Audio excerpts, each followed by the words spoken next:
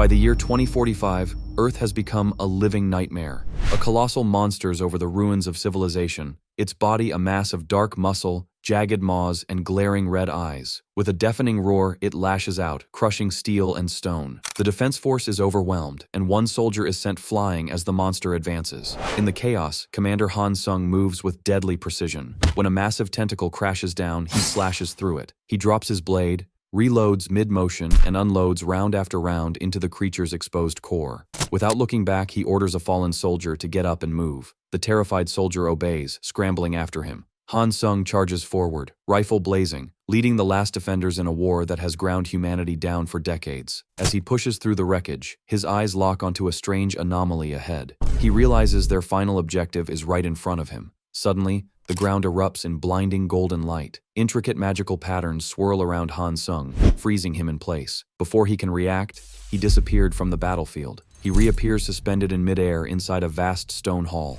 Glowing golden chains bind his wrists and ankles as robed mans below celebrate the success of their summoning ritual, calling him an otherworldly hero. Han Sung struggles, staring in disbelief at the radiant shackles. An elderly man in ornate robes steps forward, calmly welcoming him to the Empire. He bows and pleads for Han Sung to defeat the Demon King and save their world. Han Sung snaps, demanding answers, shouting that he belongs in Korea, fighting his own war. The elder's face hardens. He activates the Oath of Restraint, unleashing magical lightning that tears through Han Sung's body. Screaming in agony, Han Sung is forced into submission as the elder coldly warns him to obey. Gasping for breath, Han Sung feels golden energy tighten around his neck like a leash. Wiping blood from his mouth, he stares in disbelief at the people who now control him. They offered him a sword and promised to send him back to his world if he succeeded. The request had felt less like a choice and more like an order wrapped in mercy. Han Sung had accepted. That decision marked the beginning of his life as the so-called otherworldly hero. The title was a lie. Instead of honor, he was treated as a servant, hauling carts and armor like a beast of burden.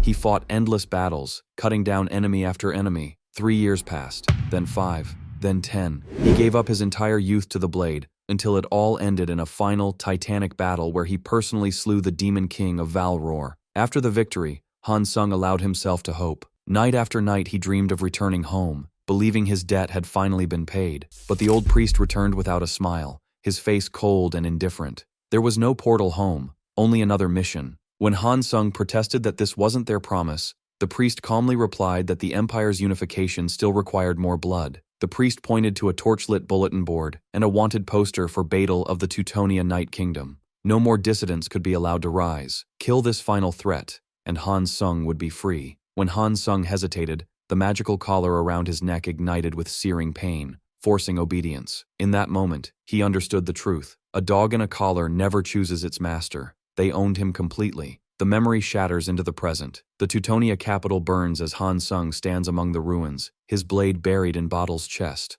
The duel is over. Blood spills from the knight's lips as he looks up, not in hatred, but in pity. He calls Han Sung a fool. Han Sung, shaken, whispers that he had no choice and apologizes to the man he killed. Badal collapses to his knees and rejects the apology. With his final breath, he delivers a grim warning. Smiling faintly, he tells Han Sung that he will be discarded next. The light fades from his eyes, and his body falls, leaving Han Sung alone in the firelit wreckage. As the adrenaline drains, exhaustion sets in. Han Sung convinces himself it's finally over. He can go home. He looks to his hands, sensing someone approaching from behind. It's Count Brandenburg, clad in heavy ornate armor. Before Han Sung can turn, the air tightens. A magical force locks his neck in place. His eyes widen as a cold blade drives through his chest from behind, bursting from his breastplate in a spray of blood. Grand General Brandenburg twists the sword, his face curled into a cruel smile. Leaning close, he praises Han Sung's strength, not as a hero, but as the Empire's loyal hunting dog. Blood pours from Han Sung's mouth as the truth hits harder than the blade. The Empire never planned to honor their promise. It was all a lie. The sword tears through armor and flesh with ruthless finality. Brandenburg's voice is calm and dismissive, asking why anyone would keep a tool that has outlived its purpose. A hunting dog is only useful while it bites on command, and Han Sung's leash has been cut. His body crashes to the ground, vision fading as pain floods his shattered form. A mocking farewell echoes above him. The blade remains impaled in his torso, glowing with lethal blue energy, pinning him to the stone. As the light leaves his eyes, hatred keeps him conscious just long enough to swear an oath. He will never forget this betrayal. One day he will return, and drag this cursed empire into total annihilation. One life ends, and in the same moment, another begins. Han Sung snaps back to consciousness, but everything feels wrong. He's wrapped in cloth, his body heavy and unresponsive. A blinding light hits his eyes as voices announce the birth of a boy. A golden-haired woman cradles him, introducing herself as his mother, her gentle voice a stark contrast to the battlefield he just left. Behind her stands a tall man with long dark hair and predatory eyes. The moment Han Sung sees him, recognition hits. This is Duke Saxon, the Empire's most feared necromancer and black mage. The truth becomes clear instantly. He has been reborn inside the Black Tower, at the necropolis itself, the heart of the Empire's forbidden magic. His gamble succeeded. The Stone of Reincarnation, a forbidden artifact he kept as a last resort, activated. He didn't just survive, he was reborn as the first son of the Saxon ducal family, one of the most powerful bloodlines in the Empire. Born with unlimited resources, Han Sung grins inwardly. Once he grows and masters necromancy, he will slaughter every imperial bastard who betrayed him. The room suddenly grows tense. The Duke notices something strange. The baby isn't crying. The Duchess looks down in concern. Han Sung is breathing fine, eyes wide and alert, but he refuses to wail. As a battle-hardened warrior, he finds crying beneath him. An elderly nanny steps in and confirms he's healthy. The Duke still worries that a silent newborn could be a bad omen. Smiling calmly, the nanny suggests a simple solution. If they want him to cry, they just need to make him.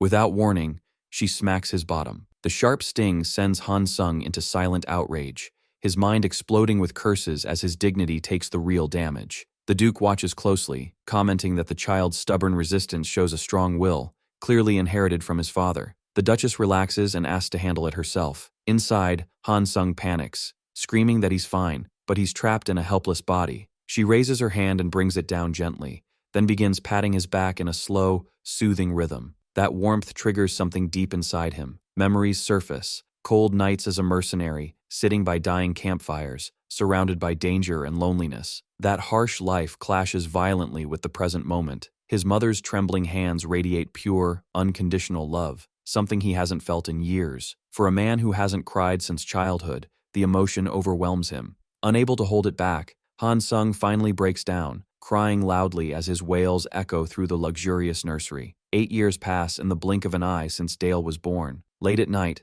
under the pale moonlight, the Duke and Duchess sit together in their bedroom. The Duke remarks on how fast time has flown, while his wife shifts the conversation to their son. She notes with pride and concern that Dale is still in the study, buried in books, just as he has been since the age of 4. Holding her hands, the Duke teasingly says Dale inherited his obsession with magic from her. Then, with a knowing look, she asks if he remembers the promise he made. In the vast library, Dale is shown sitting on the floor, surrounded by towering shelves, reading with unnatural focus for his age. Back in the bedroom, the Duke smiles and confirms he remembers clearly. He promised never to teach their son necromancy. The Duchess accepts this with a sly smile, hinting that he has already prepared a special birthday gift for Dale. Their quiet moment is abruptly interrupted by frantic knocking. A terrified maid bursts in, reporting that something is wrong with young Master Dale. The Duke's face hardens instantly, and both parents rush to the library. Inside, the room is in chaos. Dale collapses to the floor as violent blue mana erupts from his body, filling the air with crushing pressure and sending books flying. He cries out for his parents as the unstable energy spirals out of control.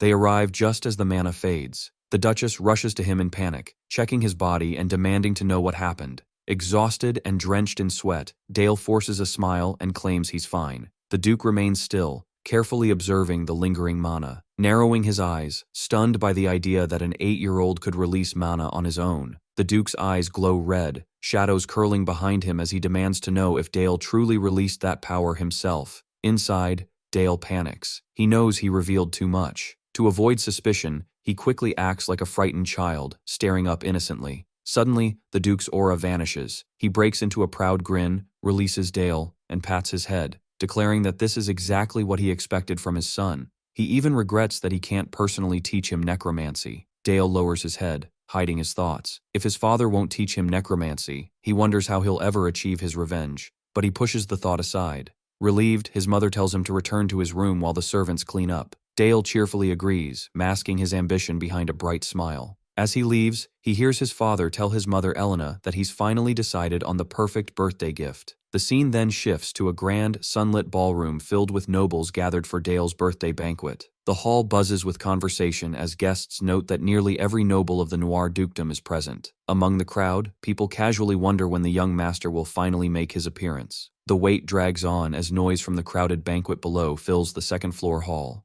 Dale slumps in a velvet chair, already exhausted by the delayed ceremony and the sheer number of people celebrating his birthday. After a lifetime of cold isolation as a hero, being pampered as a noble's son feels deeply uncomfortable. His thoughts drift to the chaos in the library the day before. While rereading The Life of the Hero from Another World and recalling his past power, the mana in his young body spiraled out of control. The incident only confirmed one thing: this body has a natural affinity for necromancy, and ignoring it would be a waste. The real problem is his father. Dale remembers the Duke mentioning a special gift and wonders if that had been his chance to ask for dark magic training. The double doors suddenly open.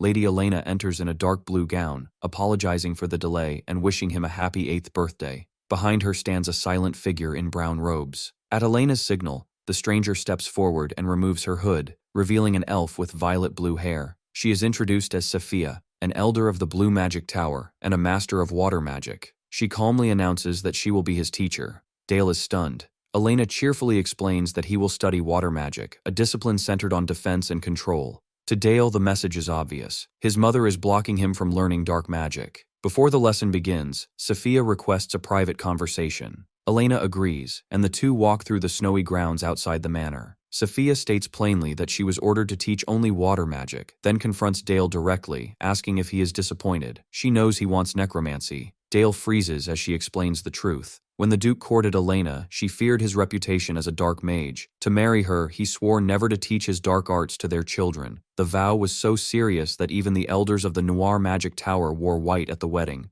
Because of that promise, dark magic is forbidden to Dale, for now. Still, Sophia hints that she may help him change Elena's mind in the future. She offers to guide him, but Dale hesitates, pointing out that elves revere natural law and see necromancy as taboo. Sophia laughs and counters by a reminder that the priest's resurrecting the dead, asking whether that is truly any different. To her, holy resurrection and necromancy are the same at their core. Dale realizes she is nothing like the rigid elves he expected. Her flexible mindset makes her an ideal mentor. Standing among the snow-covered trees, Sophia begins the lesson. She senses that Dale has already formed part of a mana circle and instructs him to complete it. Excitement surges through him. A full first circle is required for advanced magic. He places a hand over his heart and focuses. Blue energy crackles as his eyes glow with power, reminding him how different this world is from Earth. Mana fills the world like an endless ocean, but it is lethal without control. Humans survive it by forming a mana heart circle, a stabilizing pathway carved around the heart. Dale visualizes the process perfectly. The moment his understanding locks in, the air vibrates. Rings of bright blue light erupt from the snow, spiraling around him as his mana stabilizes instantly. Sophia begins her usual lecture, explaining that rotating mana is a delicate process that normally takes a month of meditation. Mid-sentence, she freezes. Standing before her, Dale is already surrounded by the stable glow of a completed mana circle. Calmly, Dale says he already finished. Sophia is left speechless. He has only just started training, yet a perfect circle is rotating inside him after mere minutes. Suspecting she may be facing a natural-born prodigy, she asks him to try releasing mana through the circle. Dale agrees and raises his hand. For beginners, releasing mana is extremely difficult, but Dale is different. He remembers his past life, when he was a warrior forced to use destruction magic through painful engravings because he lacked true magical affinity. Back then, he could never rival Duke Saxon. This time, however, he carries the blood and talent of the Noir Magic Tower Master. Mana doesn't resist him,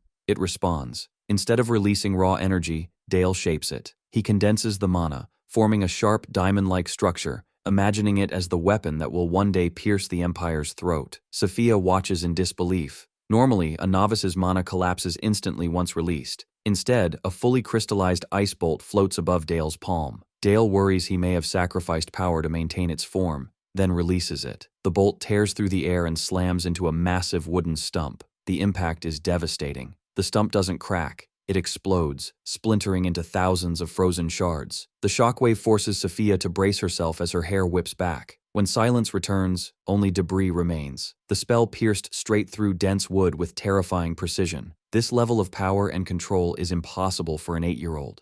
A chill runs down Sophia's spine as she wonders what Dale truly is. The dangerous aura fades, and Dale turns to her with innocent concern, asking if he did something wrong. From Sophia's perspective, the spell was far from accidental. The mana followed a complex, lethal command structure: rotation, acceleration, and extreme compression, forming a crystalline ice construct based on the golden ratio of military magic. Dale executed a perfectly lethal formula on his first attempt, completely unaware of its significance. Sophia smiles gently, but her mind races. Later, inside the Duke's estate, the atmosphere is heavy. Sophia sits across from Duke Saxon, who demands to know why she refuses to continue teaching his son. He insists that a child who reached the first circle in minutes is a prodigy. Sophia interrupts him and explains the truth. The moment Dale formed the first circle, he didn't merely cast a spell, he instinctively created a flawless killing formula. She recalls the image of the boy standing within a storm of blue magic, casting not for beauty or study, but for efficient destruction. She delivers her conclusion directly. Young Lord Dale is gifted at killing. The Duke freezes as her words sink in. He assumes that, as an elder of the non-violent Blue Magic Tower, her refusal is rooted in moral opposition. She corrects him at once, calmly sipping her tea. It's not that she refuses to teach the boy.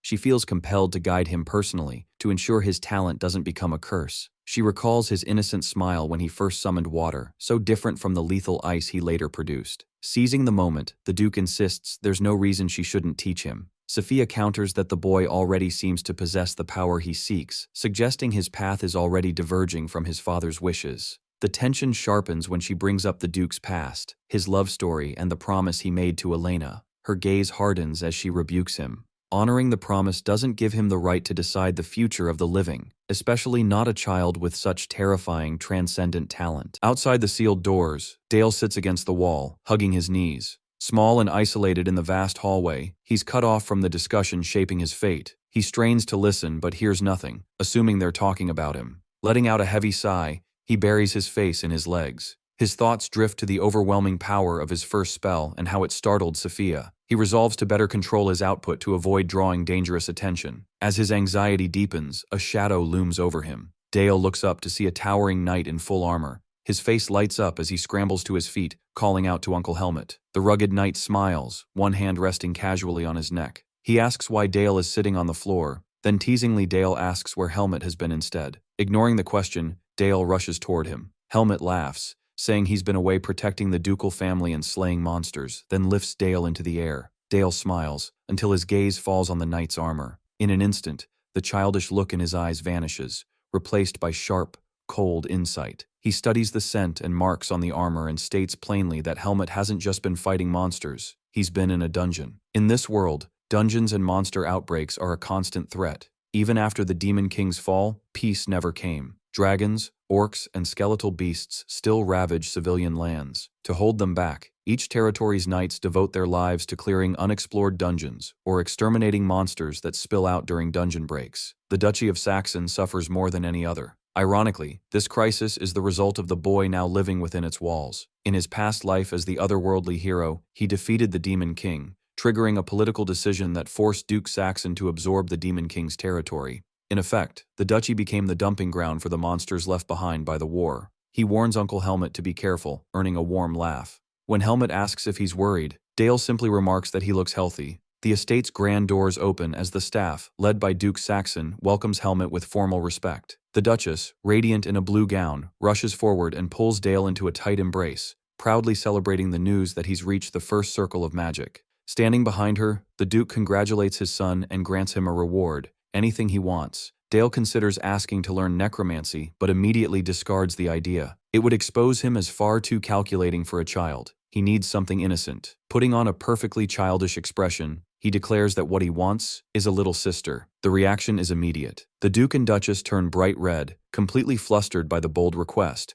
while Uncle Helmet turns away, his shoulders shaking as he struggles not to laugh. Later that night, with the moon hanging over the castle city, Dale lies alone in his bedroom and finally drops the act. Exhausted from pretending to be a child and from using magic earlier, he stretches out and drifts towards sleep. Suddenly, a sharp pain grips his chest, dragging his consciousness into a nightmare from his past. In the vision, rain pours down as Brandenburg grips Hansung by the throat. The man mocks him for becoming soft in this new life, surrounded by warmth and loving parents. A cold voice warns that the Empire has not forgotten him and will hunt him down until he is completely erased. Dale jolts awake, gasping for air as blue arcs of mana explode around his body. His heart feels like it's about to burst. He immediately recognizes it as a mana rampage, an uncontrollable and potentially fatal surge of power. Forcing himself to move through the pain, he staggers into the hallway, scorching the walls as mana leaks from him. Cursing the Empire, he pushes outside into the freezing night, hoping the cold will suppress the raging energy. It only makes things worse. The pain sharpens,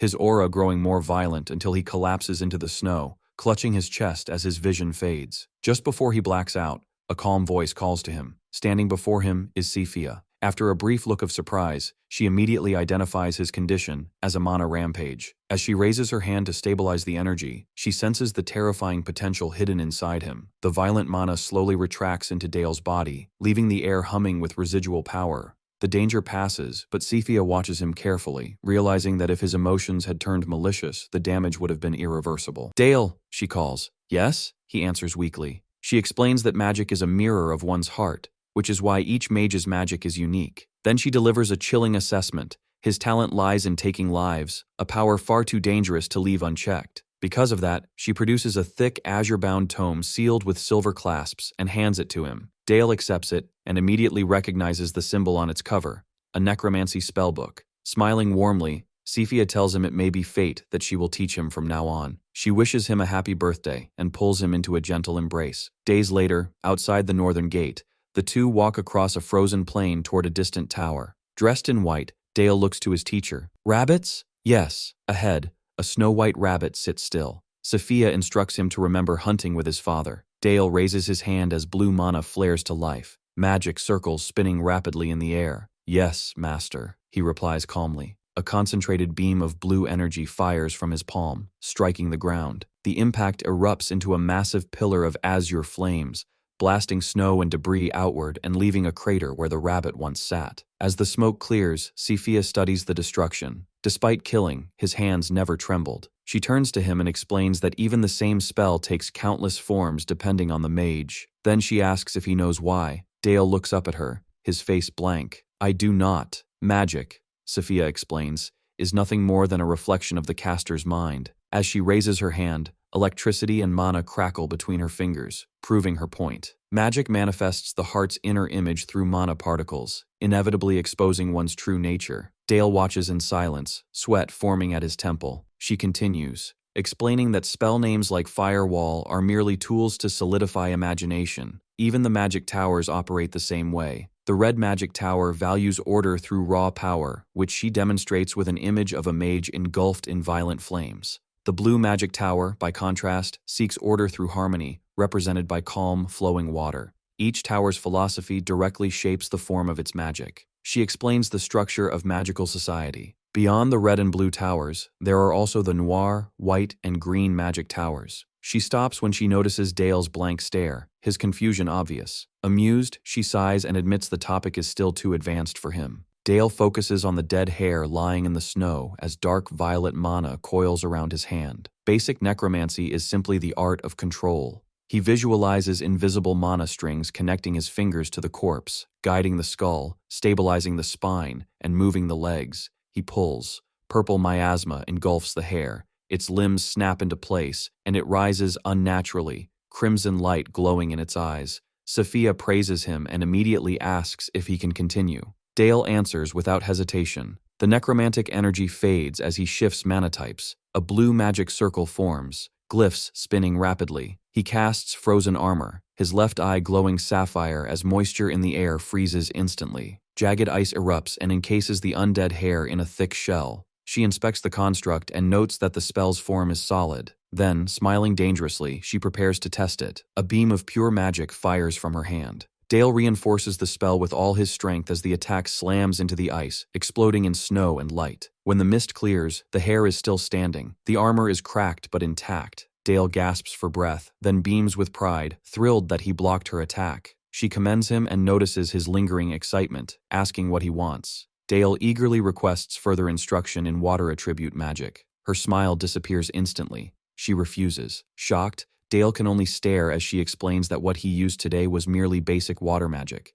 Mastery of the attribute requires far deeper understanding. most beginners struggle to learn even one type of magic. Those who wield two are called dual mages, and at his age, that level of control is nearly impossible. From her perspective, his request is nothing more than excessive ambition. Dale's demeanor shifts in an instant. The childish enthusiasm disappears, replaced by crushing pressure as dark mana crackles around him and his eyes darken. His voice drops as he questions the word greed. Dale slumps, looking up with watery eyes and feigned hurt, questioning whether everything he has shown is still not enough. He reminds her that she promised they would move forward together. Guilt pierces her composure. Sweating and flustered, she abruptly ends the lesson and retreats, leaving him alone in the snow. That night, Dale returns to the silent study carrying heavy grimoires. The act is gone. Convinced he can do everything on his own, he vows to prove himself so completely that she'll have no choice but to teach him. As he sets the books down, a sudden surge of agony hits. Uncontrolled purple energy erupts from his body, forcing him to collapse to his knees as his vision blurs and consciousness slips. A voice calls his name, growing louder through the haze. The aura flickers, then vanishes. Dale snaps back to awareness in the dark room, staring ahead with hollow eyes and deep bags beneath them. The next day, the snow-covered forest is quiet as Sophia walks beside him, clearly worried by his exhausted appearance. Dale admits he stayed up all night preparing something.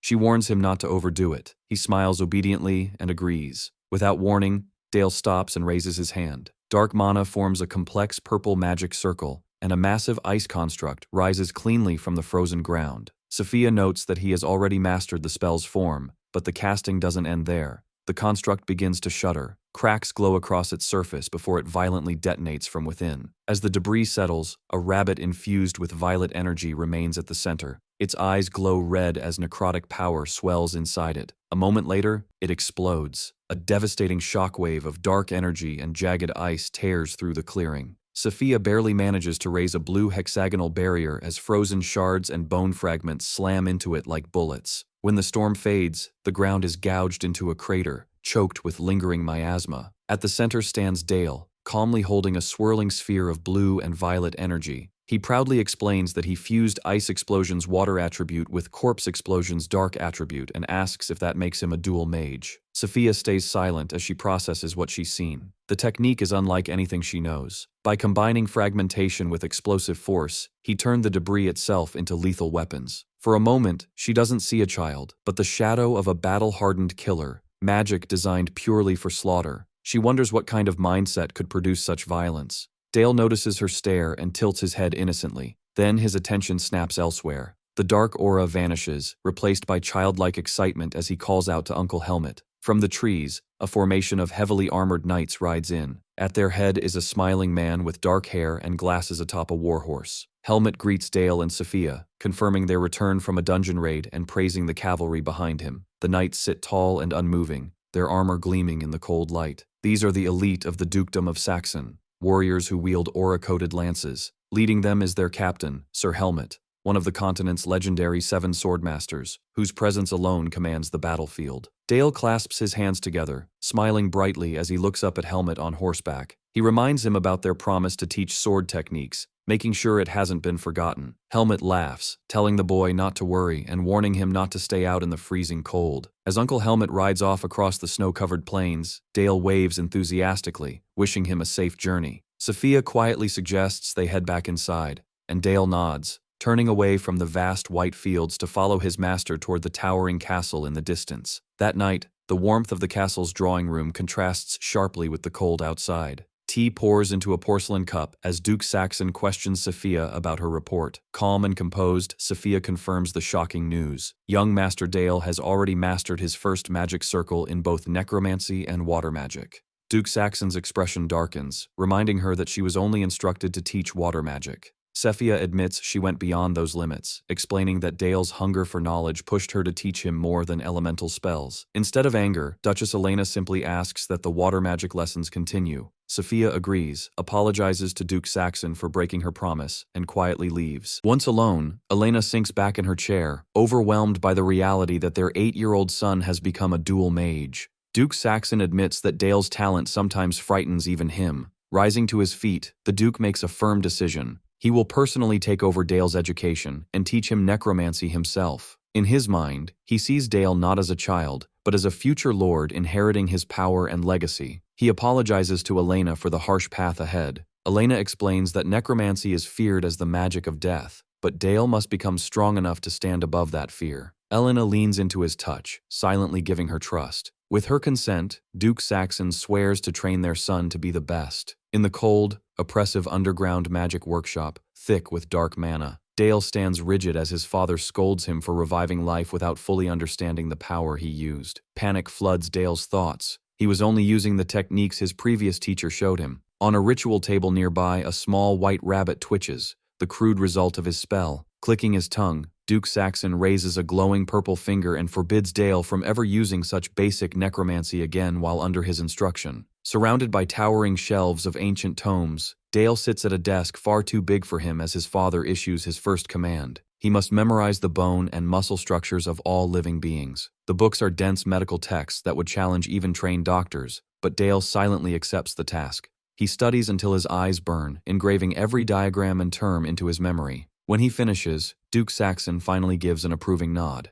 The theory is complete. Now, they move on to practical magic. Dale's excitement returns when his father produces a grimoire radiating dark energy, but it vanishes the moment he sees what lies on the stone table: a lifeless goblin corpse. The sight of a real body freezes him in place. Duke Saxon explains that the quality of materials means nothing compared to the skill of the necromancer. A master can turn even an ordinary soldier into a disaster. He orders Dale to animate the goblin. Gathering his dark mana, Dale steps forward as purple energy crackles around his hand. He quickly realizes a bipedal corpse is far more complex than a rabbit. As he weaves mana strings into the goblin's body, he makes a fatal mistake. By accelerating post-mortem rigidity to boost defense, he locks the corpse's joints. The mana threads snap and the goblin jerks stiffly, moving like a broken puppet with rusted hinges. Dale freezes, overwhelmed by the lesson, and turns to his father for help. His father steps in, placing a pale hand on the goblin's chest. He agrees with Dale's defensive logic, but points out its fatal weakness: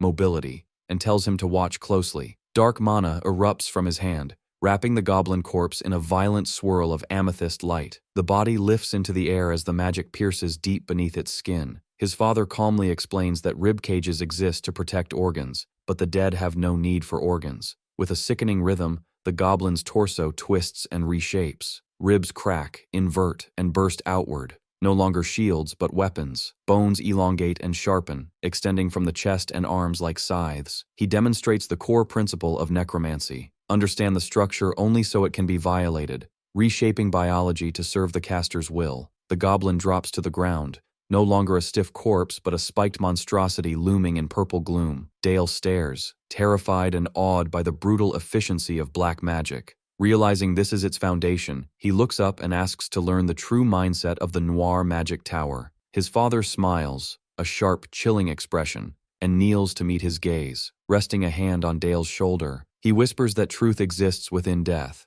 and to reach it, one must understand the crushing weight of life. As the lesson settles, Dale's mind shifts to a vision. Dale in armor stands in a raging inferno, eyes filled with sorrow. The world becomes fire and ash. A broken man kneels, pressing his forehead to scorched ground, begging for mercy and calling out to the hero. Towering over him is a man clad in jagged black armor, eyes glowing crimson. Without hesitation, Dale raises a massive, blood-soaked blade. The sword falls. The world turns red. "Dale!" The voice tears him from the nightmare. Dale gasps awake in his dim room. Duke Saxon stands beside him, a hand resting on the boy's shoulder. "Are you all right?" the Duke Saxon asks, concern threading his calm tone. Dale stares blankly. The image of the blood-stained night still burned into his mind. Sweat cools on his skin as he forces his breathing to steady. "I'm fine, father," he says, crushing the memory down. But outside the castle, the storm has already begun. As Dale's magical training continues, the news spreads across the empire. Duke Saxon has broken his vow and begun teaching his son dark magic. The revelation sends shockwaves through the nobility, shattering the empire's fragile balance. Now, every eye turns to the child at the center of the scandal. Weeks later, the focus shifts to physical training. On the dukedom's training grounds, dust erupts as wooden swords collide with bone-shaking force. Dale darts beneath a heavy swing from Helmet. Helmet grins as he attacks without restraint. His blows are crushing, yet Dale meets each one head-on. Mana sparks and wood splinters scatter as their weapons clash in rapid succession. Helmet unleashes a devastating overhead strike. Dale blocks, but the weight sends him skidding across the dirt. He tumbles, rolls, and instantly regains his footing, digging his heels in to stop himself. Then, suddenly, Helmet's grip slips. His sword flies from his hands and stabs into the ground. Helmet freezes, eyes wide in shock. Dale stands a short distance away, panting, weapon raised. "Not bad, young master." Helmet laughs, raising his hands. Dale glares at him, breathing hard. "There's no way a knight like you would drop his sword," he says. "You let go on purpose, didn't you?" Helmet immediately denies it and walks over to retrieve his sword, stating that since Dale used real battlefield techniques, an ordinary person would have been killed in a single exchange. As Dale grips the hilt, a sharp pain shoots through his hand. His fingers tremble, red and numb from Helmet's parry. Staring at his shaking palm, he hides his shock. Helmet admits that Dale's swordsmanship is so exceptional, it's a shame he's a mage. He approaches Dale, who is rewrapping his hands as the sun sets over the training grounds. Helmet points out that mages are always protected by escort knights and asks why Dale trains this hard, kneeling to check his injured wrists and telling him there's no need to push himself to injury. Dale answers confidently, tightening his bandaged fist. He says it wouldn't be fitting for the Duke's son to rely solely on guards or defensive magic, and adds that he couldn't pass up the chance to learn swordsmanship from one of the continent's 7 swordmasters. Helmet freezes, then bursts into loud laughter, praising Dale's answer and declaring that if he had a son like him, he'd have no regrets. Dale smirks, amused that he finally earned praise from him. Their moment is interrupted by approaching footsteps. An elegant woman in a green dress appears, commenting on their high spirits. Dale's attitude instantly softens as he happily greets his mother and worries about her being out in the cold. She smiles warmly, saying she came to see how hard her son was working. The scene fades into a memory filled with sunlight and the scent of wood near the training grounds. Dale recalls his mother gently teasing him about a birthday wish he once made. He recalled what happened. He had asked for a little sister. His mother had smiled, already pregnant, and told him he would need to protect her.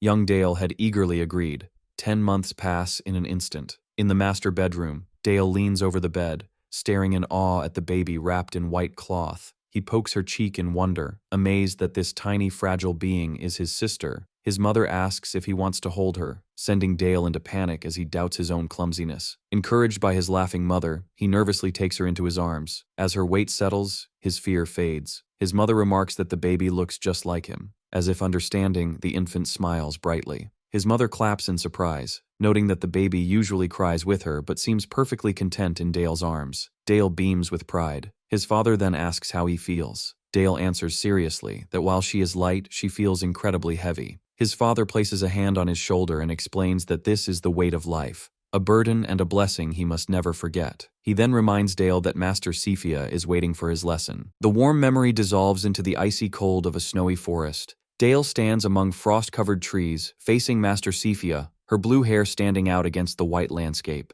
She announces that today's lesson will shift to real combat. When Dale asks if he can truly fight seriously, she calmly orders him not to hesitate and to attack her with everything he has. Dale focuses as magic circles ignite around his hands. He releases his mana, sending blue energy forward. Sephia moves instantly, forming a volatile sphere of magic and swatting his attack aside with ice and force, sending a shockwave through the snow. She counters immediately, criticizing his first strike for being too slow. She catches a fragment of his magic and crushes it effortlessly, her smile turning predatory as she scolds him for holding back. Dark blue energy swells around her as she warns him to raise a barrier at once. Realizing the danger too late, Dale hurriedly forms a hexagonal shield of light just as her attack crashes down. The impact cracks his barrier and rattles his bones, ice rapidly forming along his arm. He grimaces, knowing a single mistake would have meant serious injury. Sephia observes that he managed to form ice armor in that instant and praises him sincerely. Dale pants in the clearing, broken magic falling from his clothes as he steadies himself. Sephia straightens and commands him to attack again. Dale drops low and activates a molecular combination spell. The ground shakes as a massive wall of blue ice erupts behind Sephia, towering over the trees. She spins around in surprise, confused by the use of a static ice wall in a high-speed fight. Examining it, she realizes the mana density is abnormally high. As she touches the surface, cracks of glowing hexagonal light spread through the ice. She recoils, recognizing it as a containment structure, not a wall. The spell rapidly shifts into a frost explosion fragmentation formula. From a distance, Dale quietly whispers, "Detonate." The mana structure collapses. In the next instant, a blinding sphere of blue light swallows Sephia as she realizes too late that the ice wall is essentially a massive grenade. The compressed ice, reinforced beyond its limit, releases all its stored energy at once. The forest erupts as a violent shockwave of shattered ice and raw mana tears outward. Dale dives behind a jagged ice barrier, bracing against the blast. As the debris settles, He peers out, his heart pounding. It worked. By overcompressing the ice wall and detonating it, the hardened molecules became lethal shrapnel, a perfectly executed magical grenade. It'll be hard to dodge that, Master, he thinks, torn between pride and worry. Thick white mist drifts through the trees. Dale calls out, his voice unsteady. Master Sophia? A silhouette forms in the fog. For a split second, Sophia looks monstrous, bathed in ominous blue light, her expression cold and vengeful. Dale freezes in terror, stammering her name. Then the image vanishes. You called? Sophia says cheerfully as she steps out of the haze, completely unharmed, faint magical energy still fading from her fingers. Dale exhales in relief, realizing the demonic vision was likely born from his own guilt. Sophia touches her face and winces. A thin line of blood runs down her cheek. She studies it, then smiles in surprise.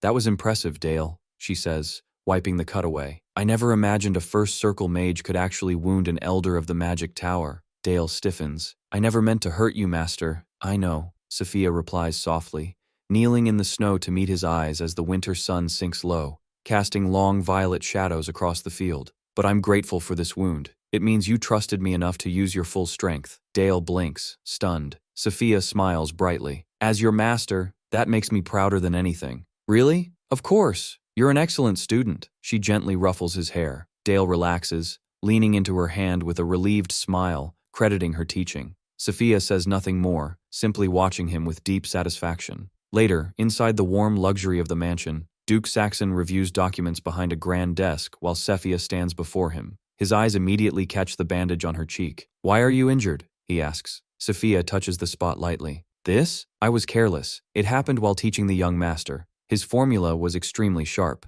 Duke Saxon sighs, exhaustion flickering across his face. I'm always indebted to you, Sophia. Nonsense, she replies cheerfully. Teaching a talented student like him is a joy. Duke Saxon speaks again, his tone turning serious. May I make one more request? Of course, Sophia answers. He delivers an urgent report. Intelligence confirms that an orc warband has crossed the mountains and breached their territory. The Duke scoffs. To him, a stray orc group is insignificant, something a small cavalry unit could erase. His reflection in the window, eyes glowing crimson, mirrors his ruthless confidence. But his boredom fades as he reveals his real intention. He plans to send Dale. Sophia's composure breaks. She steps forward in alarm, sweat forming as she argues that Dale is not ready for real combat. The Duke remains unmoved. He assures her the boy won't be placed on the front lines, but his stance is absolute. Protecting the territory is the sacred duty of House Saxon. A purple aura flares around him, crushing in its authority. As the heir,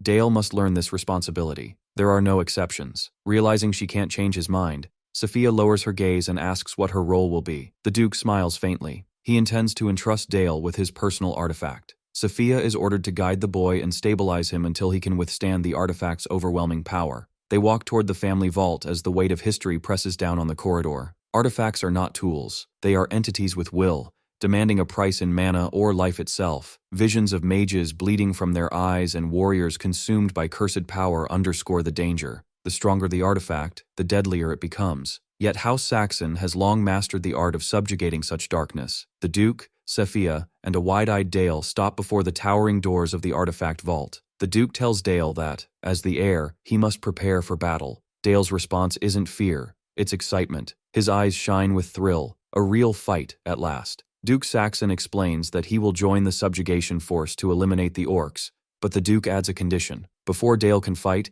he must learn to control the darkness of their bloodline. The vault doors open, revealing a vast cathedral-like chamber. Endless shelves rise into the shadows, glass cases displaying crowns, jewels, and weapons radiating a sinister red aura. Dale stares in awe. Duke Saxon explains that these are Demon King artifacts, spoils taken when their ancestors conquered the Demon King's domain. The Duke warns Dale never to compare them to ordinary magic items. The mana they emit is intense, dangerous, and unforgiving. Until he learns control, he is forbidden from touching anything recklessly. The warning comes too late. When Sophia and the Duke turn around, the space beside them is empty. The Duke scans the vault in confusion, stunned that the boy vanished in a single breath. Deep inside the vault, Dale strolls alone, studying the display cases. His presence stirs the dormant malice within the artifacts. Whispers creep into his mind as the relics call out, tempting him with power and revenge. A shield throbs, sensing his hatred and urging him to kill. A jeweled necklace pleads with him,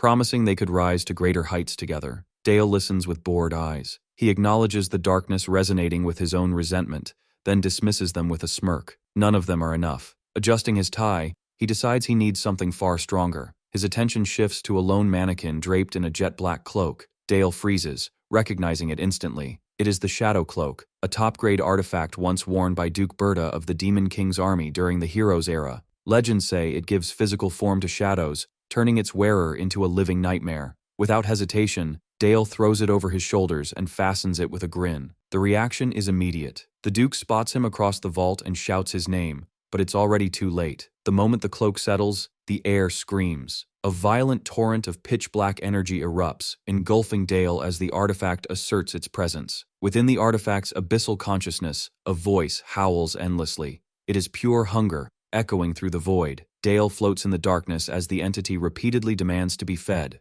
The Shadow Cloak is no ordinary relic. It can summon storms of shadow and command darkness like a living beast. History speaks of its devastation, but to wield it, the host must do more than wear it. They must completely subdue the creature within. Mid-laughter, the shadow suddenly snaps, biting down viciously on Dale's ankle. Without breaking his smile or conversation, Dale slams his heel into the ground, crushing the shadow back into submission. He politely thanks his uncle for the concern. Then Dale grows serious. He asks for a real sparring match. Helmet is startled but agrees. He draws his massive sword, and a terrifying blue aura erupts from his body like a storm. Declaring he won't hold back, Helmet prepares himself. Dale stands firm as his cloak whips in the violent energy, fully aware that facing one of the continent's 7 swordmasters may be far beyond his current limits. Helmet stands relaxed, his massive frame casting a long shadow as he rests his great sword on his shoulder. With a confident, almost playful smile, he tells Dale not to be afraid and promises to fight using only basic swordsmanship, completely suppressing his aura.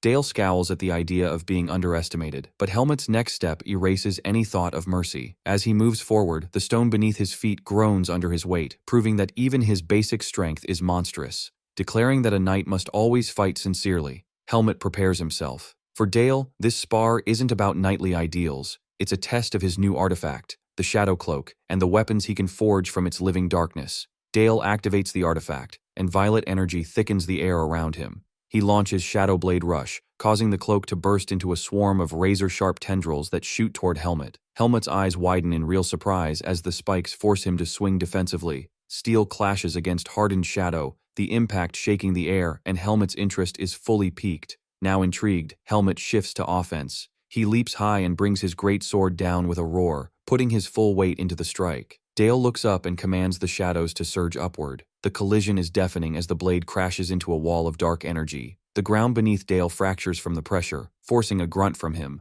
but the defense holds. Helmet lands in shock, sweat trailing down his face as he realizes the boy blocked a blow that would have cleaved ordinary weapons in half. Dale, breathless but uninjured, understands just how terrifyingly durable his top-tier artifact truly is. The successful block only excites Helmet further. Laughing loudly, he demands 10 more exchanges and resumes his assault with renewed ferocity. The watching knights stand frozen in terror, sweating as they witness a child enduring an onslaught that would have crushed them in seconds. They feel an overwhelming wall separating their limits from Dale's potential. During a brief lull, Dale glances back at them, genuinely confused by their horrified expressions. Days later, the heat of training gives way to the cold silence of deployment night. Dale stands beside his horse under the moonlight, the winter air biting into him. His mother stands before him, holding a sleeping infant, her face tight with worry. She threatens to confront his father again, admitting she can't bear the thought of sending him into danger. Dale reassures her that his father and Uncle Helmet will protect him, but she tearfully asks what will happen if he gets hurt.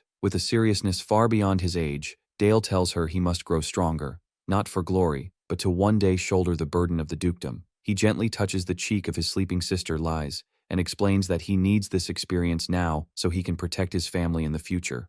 Looking into his mother's eyes, he asks her to trust him and allow him to become strong enough to shield them all. Seeing his unwavering resolve, her resistance finally breaks. She gives him a sad yet proud smile and grants her permission. At sunrise, Dale sits atop his horse and offers his mother a calm, reassuring smile, promising to return soon. By dawn, the temporary base is filled with silent ranks of steel and waiting mounts. A soldier reports that the troops are ready. The famed Black Cavalry stands in formation, their dark armor absorbing the morning light. Duke Saxon turns to Dale and orders him to give the command to march in his place. Stunned, Dale asks for confirmation. Duke Saxon gestures to the army and tells him that this cavalry will one day be his. These are not just House Saxon soldiers, they are Dale's knights. The weight of true leadership hits him hard. Gripping the reins, his shock turns into resolve. This will be his first battle as their leader, and he vows not to repeat the mistakes of the past. The shadow manifests as a massive, formless mass of violet sludge and malice towering over the boy. It scoffs at him, sensing resistance, and refuses to submit. Jagged claws and massive jaws form as it attacks, trying to tear into his mind.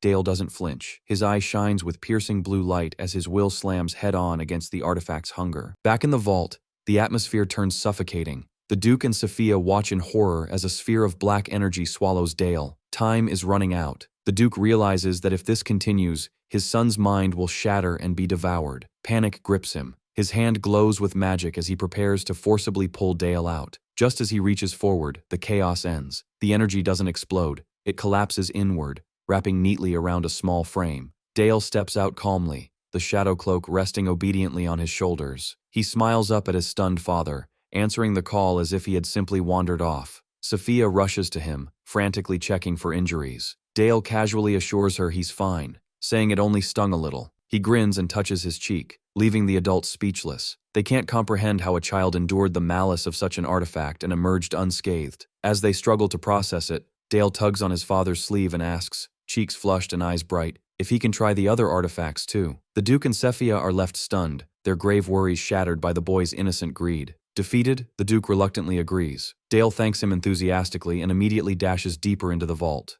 That day turns into an all-day and night spree of artifact testing. Days later, under the bright sun of the ducal training grounds, Helmet stares in disbelief. Dale stands casually, wrapped in the infamous black cloak. Helmet recognizes it instantly and asks if Dale is truly all right, reminding him the shadow cloak is notorious for rejecting its users. Dale waves it off, saying it only causes a mild, prickling sensation. Dale looks down at his shadow pooled at his feet and muses that the creature was probably just lonely after being sealed away for so long. The shadow forms a small, jagged face with glowing eyes and teeth, clinging to him like a pet. Dale suggests it simply wanted a friend. Helmet laughs nervously, finding the idea absurdly kind. Dale raises his fist and commands the swords of Saxon to march. The response is immediate and thunderous as hundreds of soldiers roar in unison, lifting their lances in salute. The operation mobilizes 250 cavalry alongside the elite Winter Wardens. Their target is a force of roughly 1,000 orcs fleeing winter famine across the mountains. Intelligence places the horde moving downstream along the Saxon River, creating a rare chance for interception. The plan requires crossing the lower river and attacking from an unexpected direction. However, the river is a raging torrent, seemingly impassable. Sophia politely asks them to move aside as blue mana gathers in her palm. Dale watches with open excitement and greets her warmly. Despite her creed of harmony and non-violence, Sophia steps in to support her student. Magic erupts around her in a brilliant, icy shockwave. She reaches toward the raging river, and it obeys. Towering sheets of ice race across the water, crashing together until a solid, gleaming bridge forms over the chasm. Turning back,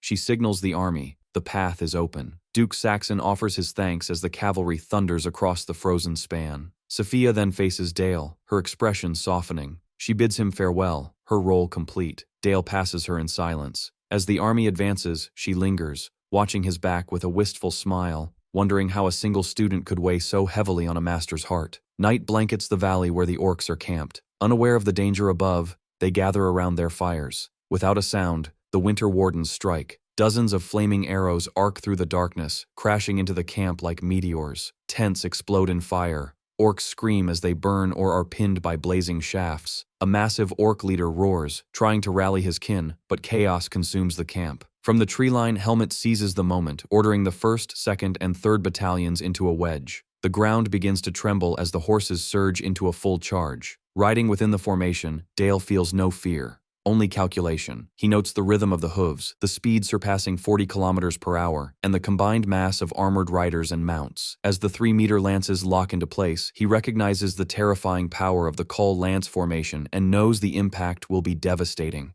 Violet darkness floods the battlefield. A knight wrapped in volatile energy crashes forward like a living siege engine. Magic amplifies his body beyond mortal limits, and under this onslaught, the orcs' crude defenses collapse instantly. From the ridge above, Dale watches in awe. This isn't a battle, it's a slaughter. He remarks on how one-sided it is. Beside him, Duke Saxon calmly agrees, calling this force the pride of the duchy's cavalry. But Helmet warns Dale not to lower his guard yet. Below, the momentum shifts. The ambush succeeds, but the sheer number of orcs prevents total annihilation. Helmet sees the fight dragging on. He signals to withdraw, deciding to regroup and grind the enemy down with rotating charges instead of a prolonged clash. A pillar of white light shoots into the sky, the signal to retreat. Orders echo through the chaos as knights pull back, hooves kicking up ash and dust, but not everyone escapes. One knight is isolated near the canyon wall as his horse falters. Two massive orcs close in. He tries to raise his weapon, but it's too late. A spear slams down,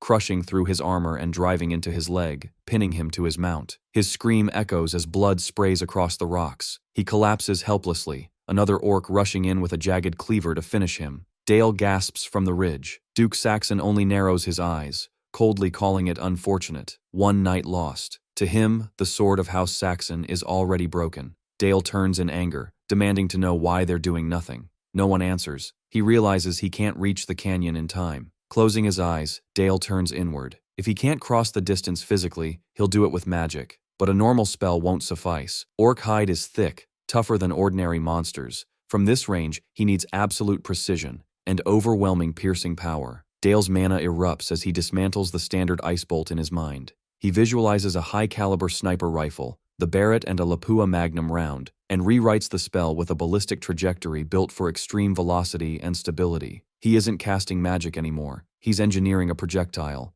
His eyes snap open. A layered blue magic circle forms in midair, and the atmosphere trembles as the spell fires. A beam of azure light rips across the battlefield in an instant, freezing the air behind it. Below, an orc raises its cleaver to finish a fallen knight, but the strike never lands. The ice beam crashes down from above, piercing the creature's skull and slamming it into the ground in a violent burst of frost and gore. Helmet immediately grasps the distance and inhuman precision of the shot. Before anyone can react, Dale snaps his reins and sends his horse leaping off the ridge, sliding down toward the fight. Sir Helmet shouts in alarm, demanding to know where the young master is going, but Duke Saxon stops him with a raised hand. He watches Dale descend in silence, newly fascinated. Creating an original magic formula at that age, one with such destructive kinetic force, reveals terrifying potential. As Dale charges toward the fallen knight, Duke Saxon realizes the boy's internal magic system is already nearing perfection. A massive orc steps forward, red eyes burning as it looms over the battlefield. Behind it, the remaining horde regroups into a wall of muscle and steel. From his saddle, Dale analyzes the situation with cold clarity. He identifies two flaws.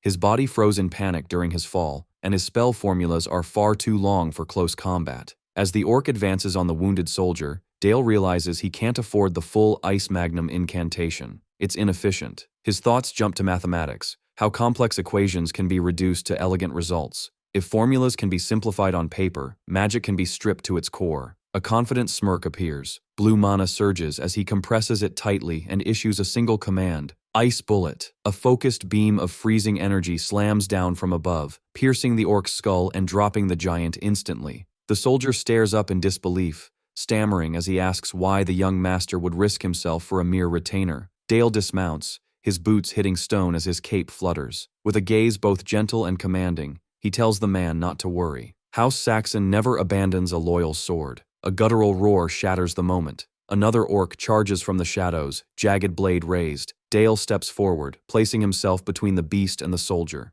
The air shifts from icy blue to ominous purple as dark energy gathers at his fingertips. Shadow Blade. A crescent of pure darkness erupts from his hand, slicing through the charging orc and carving a glowing line straight through its torso. Dale's expression darkens. His eyes lose all warmth as he whispers to the swirling shadows, "Consume them." The purple energy morphs into a massive skeletal maw, clamping down on the corpse. Bone and flesh are pulverized in seconds before a spotless skeleton is spat onto the cavern floor. The final enemy freezes in terror. Dale tilts his head, his innocent smile returning as if nothing happened. He asks why it's still standing, then casually fires another ice bullet, ending it with a dull thud. Silence fills the cavern. Dale turns back to the injured soldier, his bravado fading as the injured soldier laughs breathlessly and admits his legs won't move anymore. Thunderous hooves echo from the tunnel entrance as Uncle Helmet arrives in full armor, leading the reinforcements. Dale leans against the soldier and leaves the aftermath to his uncle. Helmut draws his sword and roars an order for the cavalry to charge in the name of House Saxon and their young master. Later, night settles over the Saxon base. Campfires crackle between rows of gray tents, and armored guards stand watch. Inside the command tent, tension hangs thick. Dale stands before a long table, dwarfed by his father. The Duke acknowledges the successful subjugation of the orcs, then coldly demands to know why Dale charged into enemy lines alone. Sweat beads down Dale's temple under that crushing gaze. Confused as to why he's being scolded after a victory, he straightens and explains that he acted as a future leader of House Saxon, just as his father taught him. The Duke listens, then scoffs. He calls Dale's reasoning weak. The words hit hard. Frustration boils over as Dale challenges him, demanding to know why he stood by and watched a knight die without intervening. The Duke rises, towering over the table, and delivers the brutal truth. On the Northern Demon King's front lines, knights face endless hordes. Those who draw their swords cannot do so expecting to be saved. The Duke's expression hardens as he delivers his verdict. He admits he hoped Dale would save the knight, but points out the fatal mistake. By intervening, Dale taught those who must survive through their own strength that someone might come to save them. The Duke asks how many knights with that mindset live long enough to matter, and the silence answers for him. Dale lowers his head, the color draining from his face as the logic sinks in. Looking down from above, the Duke explains that the knights of his land must sharpen themselves endlessly against constant threats. Only when they reach their absolute limit does he step in. That, he declares, is the true duty of their house. Dale can't argue. It's a cruel truth he understood in his previous life but forgot in the moment. Then a heavy hand lands on his shoulder. Dale flinches, only to find his father's expression completely softened. The Duke smiles and praises Dale's will, telling him never to lose that spirit. Relief replaces the tension as Dale nods in quiet understanding. The Duke opens the tent flap, sunlight flooding in, and announces it's time to return to the castle. Days later, the incident becomes legend. Across the empire, storytellers spread the tale of the young ducal heir who charged into a monster horde to save a single knight. With each retelling, the story grows, until people claim he slaughtered 1,000 orcs alone. Walking through the market in a hooded cloak, Dale pulls it low over his face,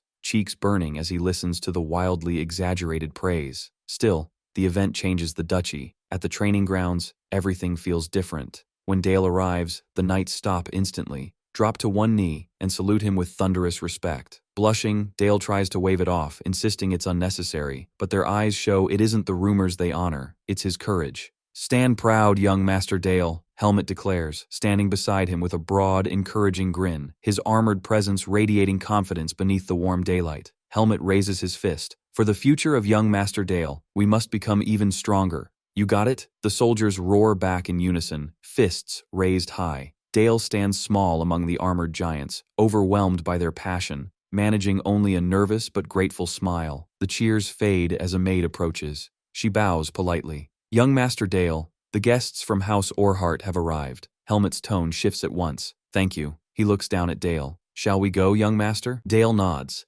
anticipation lighting his face. As they walk, his thoughts turn to House Orhart. He remembers the stories of Marshal House Orhart and its patriarch, Bardel, the legendary sword. Once a legendary noble of the Teutonia kingdom, Bardel and his house were destroyed when the Empire's unification war reduced their glory to ashes. Dale glances up and notices sweat sliding down Helmut's temple. The knight's jaw is tight, his usual cheer gone. Dale realizes Helmut is remembering the legendary sword, the man who guided him into knighthood, and that this meeting is likely painful for him. They reach the grand audience hall, its massive doors already open. Inside, Duke Saxon and the Duchess sit upon their thrones. "You're right on time," the Duke says. "You trained again today, didn't you?" "Yes, father," Dale answers with a respectful bow. "The guests have arrived," the Duke continues, gesturing forward. "Escort them properly." Footsteps echo across the polished floor as two figures enter without attendants, a clear sign of their fallen status. A young girl in a white military tunic walks slightly behind a woman dressed in mourning black,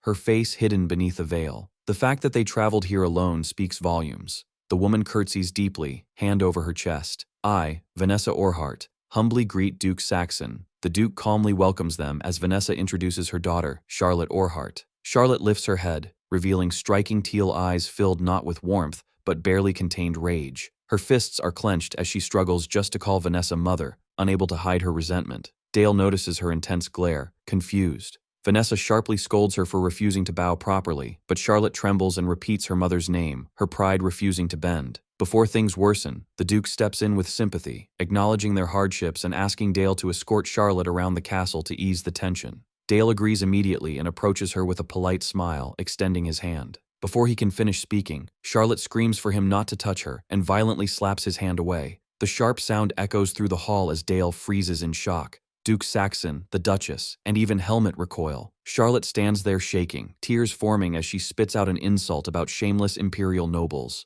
Vanessa panics and demands she apologize, but Charlotte turns and runs for the exit, fleeing the hall. Dale snaps out of his daze and chases after her. Back in the audience chamber, the atmosphere grows heavy. Vanessa, dressed in mourning, bows deeply and apologizes for her daughter's behavior, explaining that recent events have left her emotionally unstable. The Duchess gently asks what happened. Vanessa reveals that a new overseer, Count Brandenburg, known across the Empire as the Holy Knight, was assigned to their territory. Despite his reputation, he is infamously called the Pig King. She explains that he seeks to produce powerful heirs by violating talented swordsmen, even targeting Charlotte, who is still underage. Her voice trembles as she recalls Charlotte barely escaping before he could touch her. Though her daughter survived, the trauma remains. As a fallen noble, Vanessa admits she lacks the power to protect her. She desperately begs House Saxon to accept Charlotte as a maid, believing it's the only way to keep her safe from that monster. Meanwhile, Charlotte wanders alone into the frozen training grounds, clutching a sheathed rapier as snow blankets the silent wooden dummies. Dale finds her there and calls out, but she barely responds, her eyes distant. When he asks where she's going, she coldly says she doesn't care. Puzzled but gentle, Dale approaches. Charlotte notes his wringing hands. She asks if his hand is hurt. Dale said it's good. Dale watches her go, noticing the redness around her eyes. Despite her hostility, he realizes she's still just a child, one clearly haunted by what she's been through. Suddenly, the atmosphere shifts. Charlotte snaps around, all traces of lethargy gone. In one smooth motion, she draws her rapier, the blade cutting through the air and leaving a streak of blue energy as she drops into a battle stance. "Then fight me," she declares, pointing the tip straight at him. Dale blinks, stunned by the sudden hostility. Charlotte's eyes blaze with desperate intensity as she shouts, "Dale of House Saxon, draw your sword." "What?" Dale mutters, sweat forming on his brow despite the cold. He can't believe it. The girl who was crying moments ago is now openly challenging him to a duel. Charlotte points her rapier at Dale and demands a duel. Wrapped in a heavy cloak, Dale meets her challenge with calm amusement, saying he won't fight without a reason. She explains she's come because of the rumors, stories of a legendary warrior who supposedly slaughtered 1,000 orcs to save a fallen knight. Inside his mind, Dale imagines an overblown heroic farce and nearly laughs at the absurd exaggeration. Charlotte then reveals her real goal. She intends to defeat the man rumored to be unmatched in the Empire to prove her strength, but her ambition runs deeper. She claims she must become strong enough to protect her house from that man. The words wipe the smile from his face. When she names him, the truth becomes clear. Count Brandenburg, the Holy Swordsman. Dale instantly recognizes the name. The image of the Holy Swordsman ignites deep hatred within him. Brandenburg is the Empire's loyal hound and the traitor who betrayed him. Realizing they share the same enemy, Dale sees potential in her, whether as a pawn or an ally. But first, she needs to understand the vast difference between them. He shifts his stance and looks down at her with a chilling smile, mocking her as a child who knows nothing of the world. He dares her to attack with everything she has. She doesn't hesitate. Green light erupts from her rapier as she lunges. Her blade moves in a blur, carving emerald arcs through the air. Dale meets her strike head-on, steel crashing against steel as sparks scatter across the snow. She unleashes a relentless barrage, but he calmly parries every blow, his eyes tracking her movements. He notices how she redirects force with precise wrist motions and senses the aura reinforcing her strikes, allowing her to wield a weapon far heavier than her frame should permit. As they move across the frozen ground, he understands her power. Just as mages generate mana through a circle in their heart, knights accumulate aura within their bodies to surpass human limits. She is a true knight. Believing she has the advantage, the girl forces her blade forward, sweat dripping as the battle blurs with memories. She recalls her mother's stories of the father she never met. She remembers her vow to protect their house as the daughter of the legendary sword. Endless days of striking a wooden post flood her mind. Even after her kingdom fell and her house was destroyed, her sword never stopped. Driven by that past, she pours everything into one desperate strike, unable to understand why her blade feels unbearably heavy. Charlotte charges like a raging storm, her rapier wrapped in surging aura, her face twisted with resolve. Yet every attack is effortlessly deflected. No matter how fiercely she strikes, Dale stands like an immovable wall. Confusion and frustration tear at her mind. Why is every opening she creates instantly shut down? Sparks burst again as their blades clash. Dale's movements are precise and economical, making Charlotte's desperate flurry look chaotic. He senses the disorder in her rhythm and realizes the truth. She isn't just fighting him. She's struggling against a reality she refuses to accept. Charlotte lets out a strained scream and throws everything she has into one final, reckless thrust. Dale steps forward with cold precision. With a sharp twist of his wrist, he catches her blade and wrenches it upward, ripping the rapier from her grip. The sword spins through the freezing air as time seems to slow. Charlotte reaches out in panic, her fingers closing on nothing, her identity as the legendary sword's daughter slipping away with the hilt. The rapier crashes into the snow, standing upright like a grave marker. Charlotte drops to her knees. The adrenaline fades, leaving her shaking and hollow. Staring at the ground, she asks why she can never win. Dale stands over her, his cape fluttering, and answers without mercy. She is not the legendary sword himself. Tears well as she clutches her head, crushed by a legacy she cannot bear. Dale's tone softens, but his words do not. He tells her that pride in her bloodline isn't wrong, but pride alone cannot protect her house from the man they both fear. The holy swordsman was peerless, and she simply does not have that strength yet. Her tears spill as she looks up and asks the only thing left to ask. What must she do? Dale's expression shifts from warrior to lord. He swears on the name of House Saxon that he will protect House Orhart. Charlotte freezes in shock. Dale pulls her sword from the snow and offers it back to her, hilt first. He promises that until she becomes strong enough to defeat their enemy herself, House Saxon will be her shield. When she asks why he would do this, he smiles warmly and tells her that her sword, her potential, is worth it. There is one condition: she must swear to become a sword for him and for House Saxon. Wiping her face, Charlotte kneels and takes her rapier. With unwavering resolve, she swears on her honor as a knight. What might look like a childish vow between nobles becomes an unbreakable oath. Later,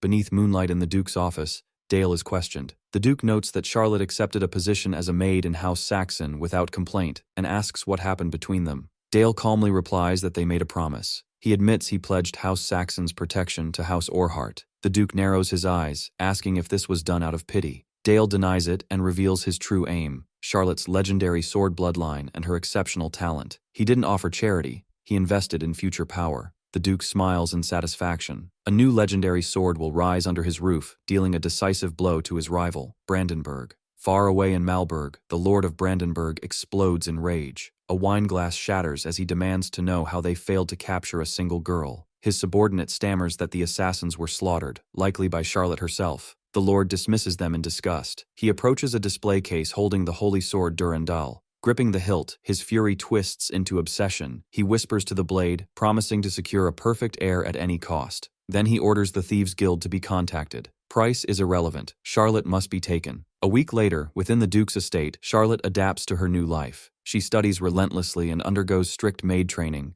but her combat training continues. On the snowy training grounds, she and Dale face each other with weapons drawn. Helmet asks if they are ready. Dale smiles confidently. Charlotte tightens her grip on her rapier and exhales sharply. At the signal to begin, the two children explode into motion. Steel crashes against steel, sparks flying as they clash in the snow. Watching with a tense frown, Helmet wonders if this can even be called a children's duel. Their technique isn't fully refined, but their speed and killing intent are unmistakable. They move like blurs, trading precise, lethal strikes. Dale faints, spinning as his cloak snaps through the air, attacking from an unexpected angle. Charlotte reacts just in time, barely raising her guard to block. The duel ends abruptly. With a single motion, Helmet intercepts the final strike, catching the blade with his gauntleted hand. The clash stops, leaving only the sound of heavy breathing. "Excellent," Helmet declares. Turning to the girl, he nods in approval. "Well done, Lady Charlotte." Charlotte doesn't accept the praise. Cold and dissatisfied, she tightens her grip on her rapier. She asks him directly what she's lacking. Helmet's tone shifts. He asks if she knows the true essence of the rapier. She answers confidently that it's thrusting. He immediately denies it. The essence, he explains, is footwork. He breaks down the exchange, pointing out that when Dale dodged her thrust and closed the distance, she should have retreated and waited for another opening. He adds that excessive arm extension causes the blade to shake and lose accuracy, and concludes that her fundamentals need to be rebuilt. Charlotte is stunned. Helmet continues, stating that her posture and footwork have been flawed for some time. Embarrassed, she admits she's never had a proper teacher. Helmet assures her that now he'll correct her unusual thrusting stance. The wording hits her a second later, and she panics. Helmet bursts into booming laughter, amused by her reaction.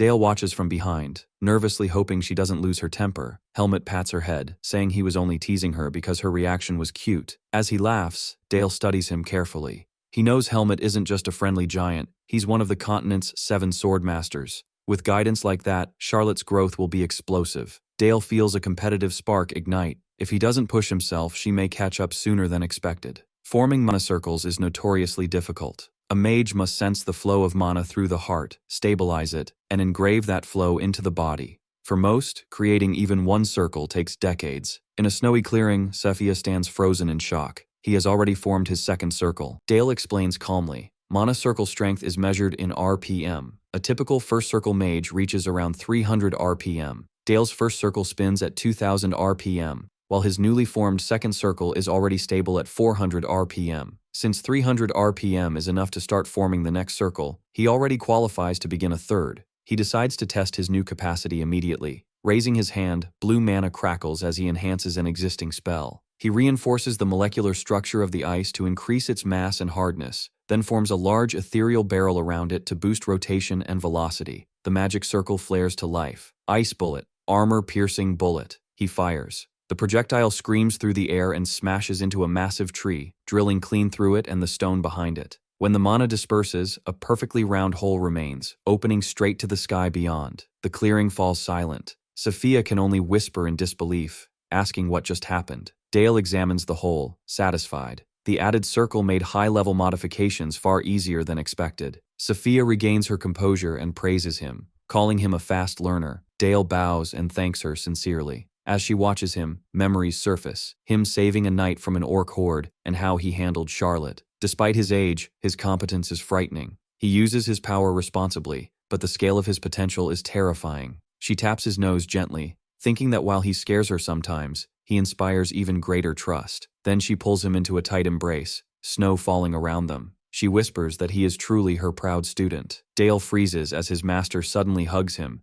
his cheeks burning red at the unexpected contact. The memory lingers, leaving him flustered and uncomfortable. Realizing she's far too casual with physical affection, he decides the only way to clear his head is training in the freezing dawn. In the silent ducal courtyard, blanketed in snow and painted in blue and white, Dale forces himself to focus. He tells himself this is no time for distractions. Raising his hand, mana flares in his eyes as he commands the snow to rise. Jagged walls of ice erupt from the ground, forming a defensive barrier. But he doesn't stop there. He summons a massive shard of ice in the air, then shatters it mid-air into dozens of deadly fragments. The shards rain down like buckshot, striking the ground in a precise, lethal spread. When the spell ends, Dale analyzes the result. The area damage is effective, but he notes that next time he should concentrate the mana like a solid slug for maximum impact. Suddenly, a voice calls his name. Dale spins around in surprise to see Charlotte holding a rapier. She's been watching him practice. She explains she's been training her footwork under Sir Helmet, and Dale notes her dedication to swordsmanship. After an awkward pause, she apologizes for her earlier behavior, bowing her head and stumbling over formal titles as she scolds herself for being rude. Her sincerity catches Dale off guard.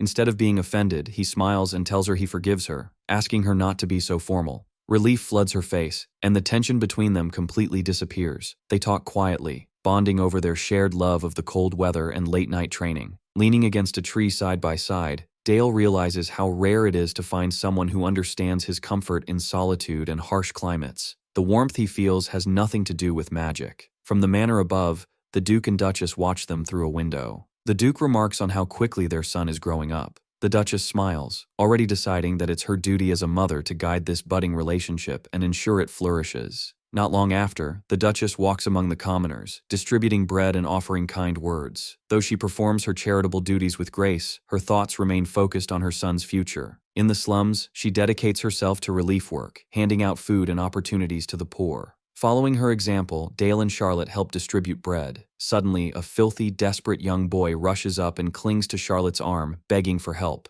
Through tears, he claims his mother is dying and needs immediate aid. Against his better judgment, they follow the boy deep into the slums. As they move through narrow alleys, Dale grows increasingly suspicious. The knights are far behind, the path feels like a trap, and the boy chose to approach Charlotte instead of any adult. Looking up, Dale spots a hooded figure watching from the rooftops. He recognizes the uniform instantly, Thieves' Guild. At that moment, Dale realizes the truth. There is no sick mother. Charlotte is the real target. The boy finally stops in a secluded courtyard, pointing into the shadows and claiming he needs to fetch his mother. But the fear in his voice gives him away, confirming everything Dale already knows. The trap snaps shut. Heavy boots block the alley exit as 3 armed men step from the shadows. Their leader, a lanky man with green hair and a mocking grin, twirls a dagger and pretends to worry about children wandering into danger. Then his eyes lock onto Charlotte. He says they only want the girl, and that the boy is just trash to be thrown away. Charlotte stiffens in fear, but Dale steps in front of her.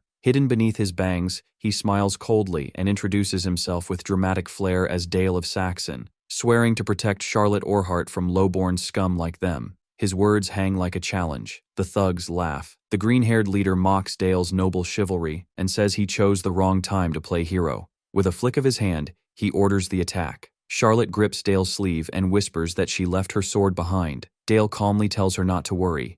This is exactly what he wanted. Turning back to the attackers, he prepares to test his new shadow cloak technique under the excuse of self-defense. As the men charge, Dale releases his restrained power. Violet-black energy erupts from his body, flooding the alley. The thugs hesitate, mistaking the crushing pressure for wind as the air turns cold and thick with living shadows. Dale watches the leader's face twist in terror as he realizes what kind of power this is. He screams for his men to dodge, but it's too late. The shadows explode outward, sealing the alley and surging like a tidal wave. One thug is swallowed whole as darkness consumes him mid-charge, his scream cut short. This is Shadow Cloak's second circle application. Instead of concealment, the shadows act as a parasite, implanting undeath directly into the host. The darkness expands inside the man until a grotesque, fanged maw bursts from his torso. He screams as sentient shadows seize control, transforming him into an undead abomination. The green-haired leader freezes as the shadows merge into a massive skeletal monster towering over the alley. The creature lets out a piercing, inhuman shriek, vibrating the stone walls with hunger. Realizing he's facing forbidden undeath magic,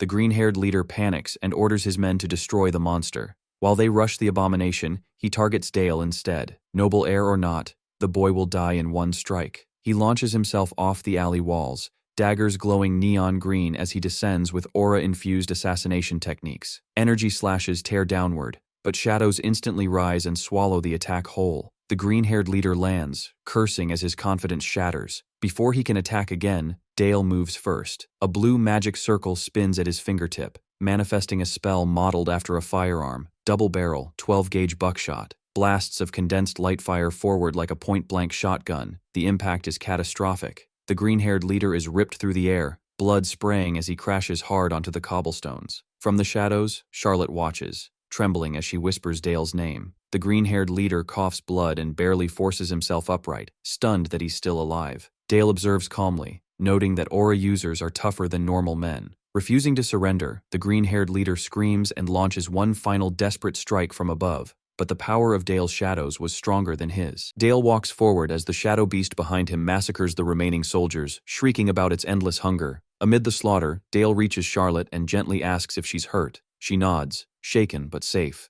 Silence falls over the alley. Corpses litter the stones. Only one assassin remains, stumbling backward in sheer terror as Dale calmly holds Charlotte's hand. The man turns to flee, screaming. Dale raises his hand and casts a frost spell. An ice bullet slams into the assassin, dropping him with a scream. A massive purple shadow rises over him like a demon, but Dale orders it back. The creature fades, leaving the man groveling and begging for his life, promising information. The shadows beneath him form a grinning maw, mocking his desperation. The assassin nods frantically, until Dale coldly says he doesn't care. Before the man can finish pleading, dark energy crushes his skull instantly. Blood splashes the stones. Dale turns away as if crushing an insect, adjusting his collar. Charlotte follows, glancing once at the corpse. As they walk through the aftermath, Dale tells her what she saw is the true face of House Saxon, the horror the world fears. He says this power exists to protect her and asks if it frightens her. Charlotte clutches her chest, looks away, and admits softly that she is a little afraid. Charlotte's fear fades.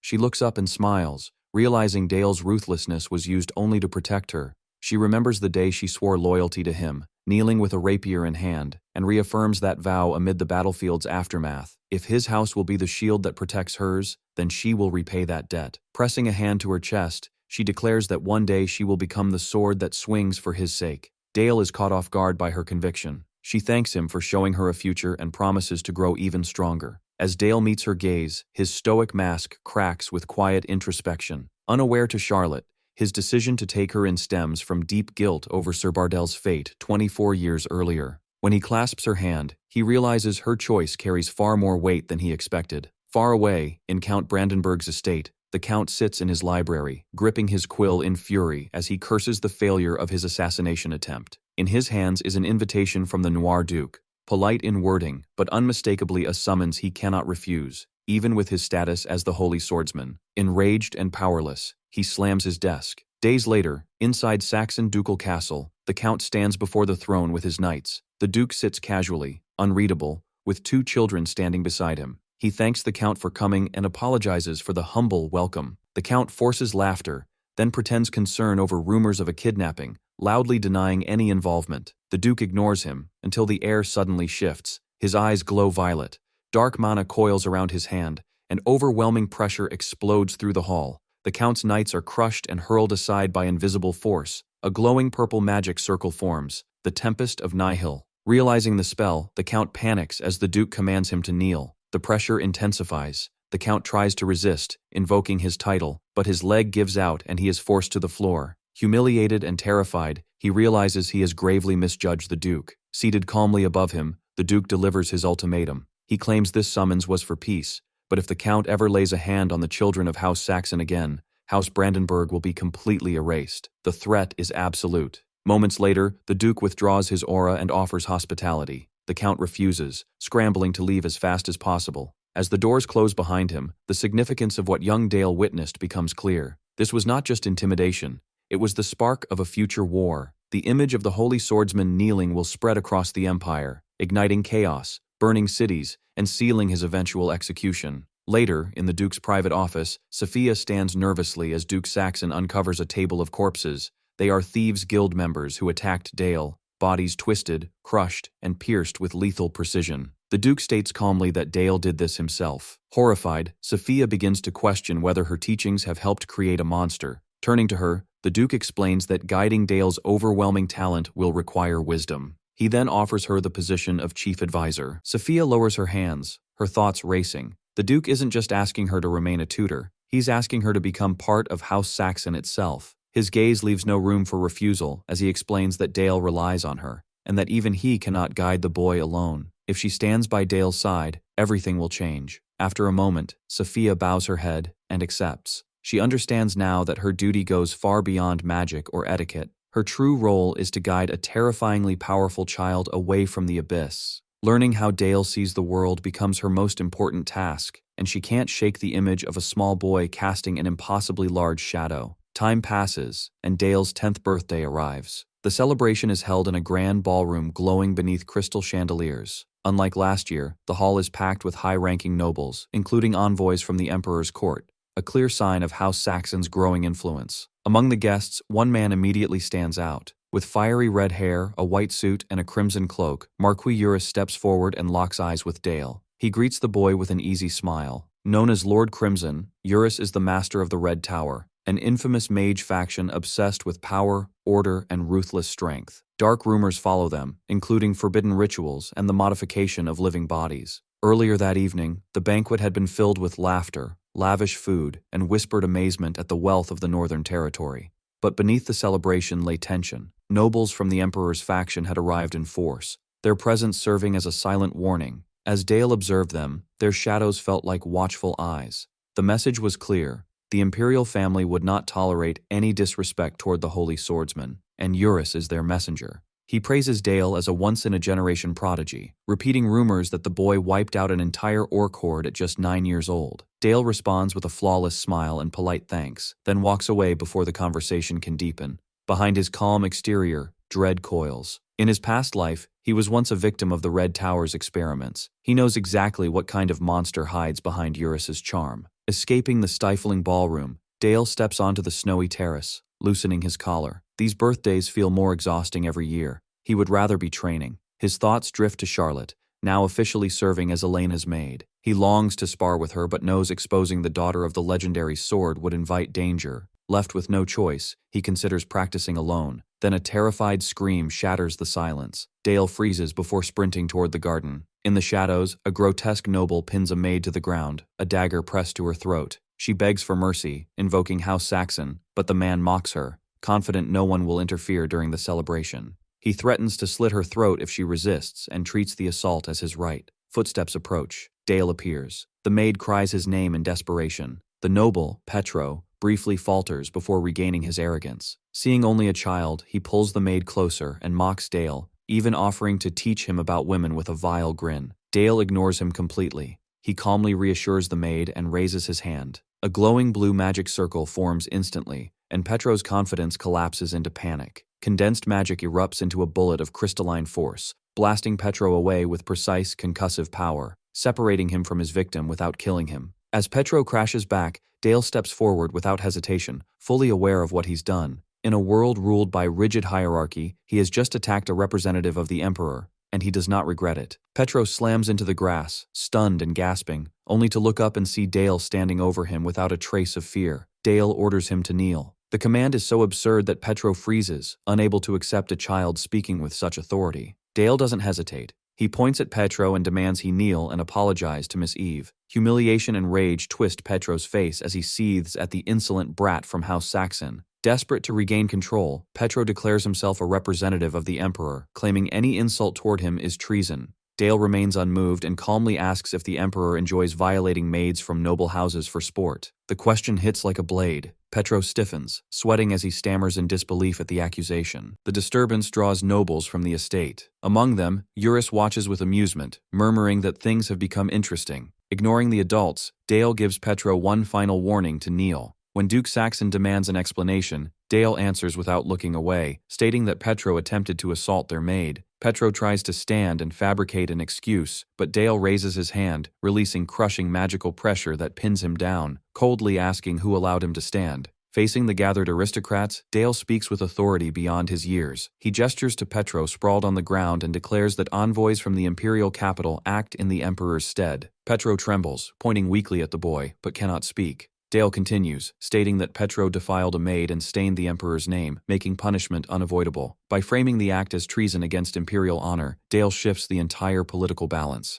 A low laugh breaks the tension. Lord Eurus praises Dale's sharp tongue and agrees with his judgment. Dale finishes his condemnation, staring down at the disgraced man. Realizing his fate, Petro looks to Eurus in terror. Eurus raises his hand as flames ignite in his palm and casually orders Petro to burn. Panic overtakes Petro as he crawls backward, screaming for mercy. Eurus offers none. Golden fire erupts and engulfs him, lighting the garden in a blinding inferno as Petro's screams echo before vanishing into the flames. When the fire fades, nothing remains. Unbothered, Eurus turns to Dale and states that he spoke only the truth, declaring it his duty to purge those who disgrace the empire. He then smiles with predatory interest and says he looks forward to Dale's future. Dale meets his gaze without flinching, his blue eyes burning with silent resolve. As the sun sinks, the chaos fades and silence settles over House Saxon. With the Emperor's envoys gone, Duke Saxon stands firm beside Dale, watching them leave. Servants whisper and nobles trade guarded looks, but the immediate tension is gone. A fragile peace returns to the estate. Morning arrives. Inside the manor, quiet reigns until a soft voice wakes Dale. Eve stands by his bed, hands folded, duty mixed with affection. He sits up and thanks her, making her flinch and blush as she turns away. Noticing her hesitation, Dale asks if she has something to say. Eve bows her head and thanks him, saying it is an honor to serve someone like him. Dale studies her, reflecting on how unfamiliar genuine loyalty still feels, even after living two lives. He smiles and thanks her. As the eldest son of House Saxon, he knows the power of his name.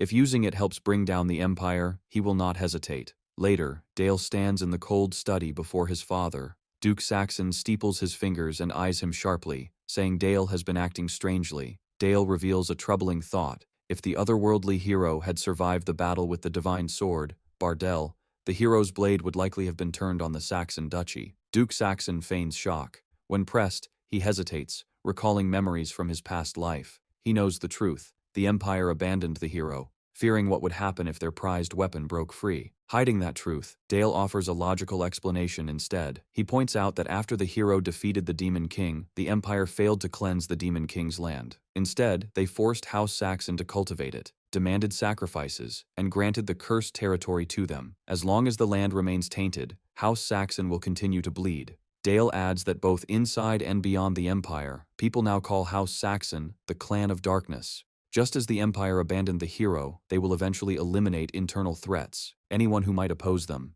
His father falters, sweating as he asks how Dale could know such a thing. Dale calmly claims it is deduction based on historical records. The explanation unsettles Duke Saxon, who knows the official story claims the hero died honorably. Only a few know the truth behind the hero's assassination. Dale concludes that if his theory is correct, the Empire is nothing more than an oppressor that conquers weaker nations by force. Dale stands firm, meeting his father's gaze without flinching. The Duke watches him in silence, quill in hand, struck by the boy's insight and maturity. Seeing wisdom far beyond his years, the Duke leans forward to test him. What should House Saxon do from here? Without hesitation, Dale answers, his eyes cold. House Saxon can never coexist with the Empire. Therefore the Empire must be destroyed. The words slam into the room. The Duke's composure breaks, shock flashing across his face before hardening into a dark glare. The air turns heavy. Dale, Duke Saxon warns, his voice edged with danger. Does he understand what he is saying? Dale quickly clarifies that he is not proposing an immediate rebellion. He gives a timeline. 10 years. The Duke falters, confused. 10 years? Dale explains. Across the continents, resistance groups are already rising against imperial rule. Vassals like the Duke live in constant fear of becoming the Empire's next target. The economy is collapsing, bandits roam freely, and the forced unification of 7 continents has only deepened the scars of war. By then, Dale says, House Saxon will be strong enough to protect itself and support resistance forces across multiple regions. He lays out his strategy without pause until the sun sinks beyond the tall windows. When he finishes, silence fills the study. The Duke turns away, staring at his notes. Dale asks what he thinks. The silence breaks with laughter. The Duke turns back, impressed, praising Dale's insight and saying he sees things even he cannot. He declares his pride in his son. Walking around the desk, the Duke places a firm hand on Dale's shoulder. From this day forward, Dale will no longer be treated as a child or merely the eldest son. He will be recognized as the heir of House Saxon. Dale looks up in surprise as the Duke vows to listen to and respect his words as head of the house. Dale smiles, a calculating glint in his eyes. He has been waiting for this authority, the power to move House Saxon with his own hands. The Duke invites him to speak freely and asks what decision he will make now. Dale reminds his father of his promise to treat him as an equal, then makes his request. He asks for permission to take the Tower Trial in the necropolis. The Duke recoils in shock. The Tower Trial is a deadly gauntlet where mages face the guardians of the magic tower. Those who survive rise in rank, and the one who reaches the summit becomes the magic tower master. He asks if Dale truly wishes to risk his life, warning that it is far too early. Dale has not even completed his 3rd circle. Dale answers calmly that he will soon. The Duke explains that reaching the 3rd circle usually takes until one's mid-20s, and even for someone who has already achieved the 2nd circle, the leap is difficult. Dale clenches his fist and stands firm. This decision is for both himself and House Saxon. When asked why, Dale envisions the future he seeks, standing before the nobility, publicly acknowledged by his father as a true leader. If he succeeds in the Tower Trial, his status as heir will be undeniable. He will earn a reputation built on proof, not rumors. Duke Saxon studies Dale carefully and asks if that is why he wants to use the Tower Trial. Dale answers without hesitation, yes. A rare smile forms on the Duke's face, filled with approval. He agrees and leaves the decision to Dale's judgment. The tension drains from Dale as he smiles in relief and promises to prove himself. Days later, that decision becomes reality. Their destination is Necropolis, the city of death. A massive Gothic fortress rises from the land, its black spires clawing at the sky, radiating ancient and ominous power. A carriage bearing the ducal crest stops before towering iron gates. Servants and officials stand in perfect formation. As the door opens and boots touch the ground, they bow in unison, announcing the arrival of the Noir Duke. The Duke steps out, commanding the scene in his fur-lined coat. Dale walks beside him, but exhaustion shows. His face is pale, and he stifles a heavy breath, wondering if he pushed himself too far again. The crowd notices immediately. Whispers spread as spectators recognize Duke Saxon and his son. Some praise Dale as an unprecedented magical genius, even claiming his swordsmanship rivals the Duke's knights. Others hesitate, pointing out how unwell he looks. Nearby, a blond young man sneers. This is Velik, the Academy's top graduate. He mocks Dale openly, declaring that he alone will win the Tower Trial and that Dale would collapse from a single push. Ignoring the chatter, the Duke and Dale advance. A woman in a sharp white suit steps forward. Her red eyes gleam behind a monocle as she introduces herself as Heiress, an elder of the Tower and its Secretary General. She greets Dale respectfully. The Duke entrusts Dale to her care and departs. Eris leads Dale through a long, dim corridor, explaining that 59 Academy graduates will take the trial alongside him. She opens massive double doors, revealing a colossal arena glowing blue. Balconies stretch upward into darkness, while dozens of competitors stand below, all turning toward Dale. Eris presents them as the challengers of the tower trial. From above, she addresses the hall, introducing herself again, and preparing to explain the first-tier trial of the Noir Magic Tower.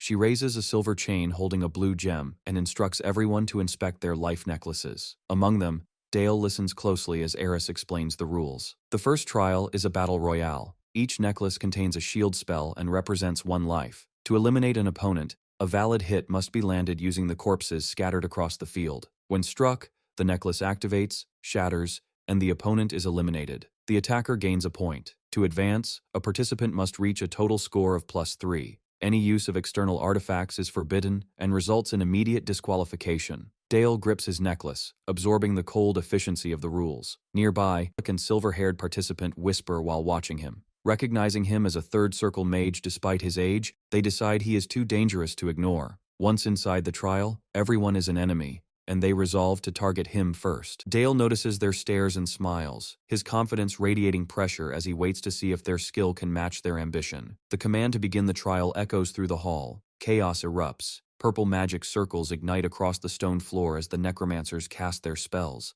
Lifeless bodies jerk upright, animated by mana. Velik immediately send their undead charging at Dale. One corpse leaps forward, swinging a massive cleaver down with killing intent. The attacker grins, convinced of victory, until a flash of blue cuts through the purple haze. The cleaver stops mid-air, blocked by an corpse. The silver-haired mage freezes in disbelief, unable to understand when the boy cast a counter. Frost spreads instantly, and the temperature plummets. A surge of energy explodes outward, blasting the attackers back. Horror spreads across their faces as they recognize the magic repelling them. This isn't just necromancy, it's water element magic. The realization that the boy is a dual-element mage sends panic through the group. The corpse lunged forward, striking at the body being controlled by Vec. Dale stands untouched amid the debris. In front of him is an undead soldier unlike the others, its body encased in jagged layers of frozen mana. An enemy puppet strikes it, but the blow hit his controlled corpse. Dale looks at them with cold disdain, questioning their audacity to touch his soldiers. He declares their attacks meaningless. The undead has been fortified with impenetrable ice armor. A blinding burst of azure light erupts on impact, debris flying as the arena flashes. Dale remains still as the dust settles, his expression unreadable. Across from him, Velik recoils, pointing and shouting that using water magic violates the duel's rules. Dale stays silent, his blue eyes cold, as the protest continues. From the judge's podium, Eris adjusts her glasses, the glare hiding her eyes. Calmly, Dale states that the rules do not forbid enhancing undead with magic other than darkness. Eris's red eyes gleam as she approves the tactic, silencing the complaint. Humiliated, Velik snarls new orders. He tells his team to ignore the summoned soldiers and target the boy directly, aiming to end the match with a decapitating strike. The undead surge forward in a coordinated swarm, eyes glowing as they close in. Dale studies the advancing mass and quickly realizes his options are gone. With artifacts also banned, improvisation is his only choice. He moves. A rotting hand slashes at his face, but he ducks, claws cutting air. He weaves through the melee, dodging attacks by inches. Then he reaches out and grabs a jagged bone fragment from the battlefield. Pouring dark mana into it, he reinforces the calcium structure. The air distorts as brittle bone hardens into a weapon stronger than steel. Purple energy surges as he strikes. He slashes upward, carving through the undead with ease. Velik and his partner stare in shock as their soldiers collapse, realizing too late that the boy has reforged the bone's density at a molecular level. The largest corpse steps forward and brings its cleaver down in a crushing arc. The boy doesn't retreat. He raises the bone blade and catches the strike in a shower of sparks. The ground cracks beneath him, but the weapon holds. Using the impact, he launches himself into the air. Above the confused corpse, he exhales sharply and unleashes a flurry of strikes. His arm becomes a blur as the reinforced blade flashes in a crisscross pattern, shredding the massive undead into pieces before he even lands. Velik staggers back, sweat pouring down his face as disbelief shatters his composure. He stares at the boy, unable to accept reality. Every undead soldier has fallen to a child, but what truly terrifies him is the boy's movement. A mage should not wield a blade with such lethal fluidity. Dale gives him no time to recover. With a sharp, practiced motion, he slashes through the air, the blade humming as its force sends the man crashing onto the cold stone floor. The opponent scrambles backward, staring up at the approaching child in pure terror. Dale advances calmly, the sword's tip tracing a direct line toward his fallen enemy. His voice breaks as he raises a trembling hand, begging young Master Dale to stop and declaring his surrender. Dale only smiles, his youthful innocence clashing with the cold steel in his grip. He tells him to come on, casually reminding him that defeat here does not mean death. Dale swings down without hesitation. Velik screams and shuts his eyes as the strike lands into his necklace, ending the match. The arena announcement thunders overhead. Young Master Dale has cleared the trial alone, retaining 60 life points. The spectators erupt as blue magical light surrounds Dale at the center. Dale lowers his sword, his expression hardening into resolve. He reminds himself to keep watching. This victory is only the beginning. The tower trial immediately advances to the second tier. A massive flesh golem materializes, its mismatched muscles stitched together and pulsing with red energy. The candidate must defeat this guardian. Normally, survivors would join forces to bring it down, but the arena stands empty. Dale faces the giant alone, having eliminated every other participant. The flesh golem roars and slams a massive fist downward. Dale leaps clear effortlessly, his cape trailing as he glides through the air. The restrictions have changed. Magic is now allowed, though artifacts remain banned. Dale needs only his own mana. Dark violet energy crackles around his fingers as he smiles, seeing a chance to test the limits of his third circle magic. When the golem advances again, Dale fires a concentrated beam of purple energy. It strikes the arm and clings to the flesh instead of exploding. The golem hesitates, confused, until the energy pulses and spreads. Dale raises his hand, eyes glowing, and activates accelerated decay. High above, Duke Saxon and Eris observers watch closely. One questions the choice, wondering why the young master would use a rotting spell instead of raw destructive power. Below, the result is immediate and horrific. The golem's arm bubbles and collapses, its flesh melting away like wax. Chunks dissolve into foul sludge before hitting the ground. The golem collapses into liquefied gore. Dale observes calmly. In his previous life, this method was essential against biological threats, biochemical warfare. He pinches his nose at the stench, wondering if the spectators understand that what they're witnessing is a scientific process recreated through black magic. That day becomes historic for the Academy. Dale doesn't just pass. He annihilates the 10th tier, setting a new record and earning 4 full days of rest before the 11th trial. Elsewhere, the mood is grim. Outside the Institute's Gothic halls, students gather in frustrated silence. To recover from the first tier's unprecedented slaughter, the administration authorizes a rare retrial for the remaining 59 participants, an act of mercy Dale does not need. Night falls over the Academy grounds. By the glowing fountain, Dale stands alone, watching the water shimmer in the moonlight. Master Sophia approaches, her expression warm as she praises his outstanding performance. Dale bows and credits everything to her teachings, which only deepens her smile. Dale then turns serious and formally asks if she would like to go on a date. Sophia freezes, stunned and flustered as she asks him to repeat himself. Oblivious to the romantic weight of his words, Dale points toward the town and explains that a city festival is underway, insisting they should go. Scratching her cheek in awkward resignation, Sophia agrees. Dale cheers, while Sophia watches him, convinced he misunderstands what a date means, yet wondering if his innocence hides something deeper. The Necropolis City Festival bursts with life. Crowded streets echo with laughter as revelers raise wooden tankards beneath glowing lanterns. Fireworks bloom overhead, lighting up the night sky. Dale and Sophia cross a stone bridge away from the densest crowds. Sophia suggests he must be exhausted after the trial, but Dale casually dismisses it, saying he has plenty of time to recover before the next round. Their conversation fades into a comfortable silence. The full moon hangs brightly above the rooftops. Sophia remarks on its beauty, and Dale quietly agrees. He notices the conversation no longer flows as easily as before, yet the silence feels natural. Watching Sophia adjust her hair in the moonlight, he realizes how deeply he wants to grow closer to her, knowing she believed in him from the very beginning. His thoughts drift back to a few days earlier, to the moment he reached his third circle. Alone in a training room filled with blue aura, he finally understood Sophia's teaching about confronting the inner world. He remembers blood dripping from his nose as he forced his mana beyond its limits, pushing past the second circle while rampaging energy tore through his circuits. As the magical rings flared with blinding light, something unexpected appeared. In that memory, swirling mana is violently disrupted as a pitch-black sword suddenly manifests, piercing through the energy and stabbing directly into his chest. Dale finds himself standing in a raging blizzard, icy winds cutting through his clothes. Surrounded by endless white, he realizes this is not the physical world, but his inner world, the world of realization. Jagged ice rises from the cracked ground, forming a barren, empty realm that once held nothing. Blue energy flickers across his palm, lighting the void. Yet the emptiness begins to fade as the memory of the person who brought light into his life surfaces, replacing the cold with the warmth of a bustling night market. The scenery shifts under glowing street lamps and an indigo sky. Dale looks up at Master Sophia, now the center of his world, and decides to close the distance between them. He openly tells her that he likes her. Sophia freezes in shock, unable to process the confession. Dale smiles and repeats his words without hesitation. Her surprise softens into a gentle blush as she pulls him into a tight embrace and admits she likes him very much too. Dale returns the hug, thanking her, and under the quiet moonlight, reflects that living life a second time truly has its advantages, even if his current body is still small. A few days later, that warm memory gives way to the towering magic tower.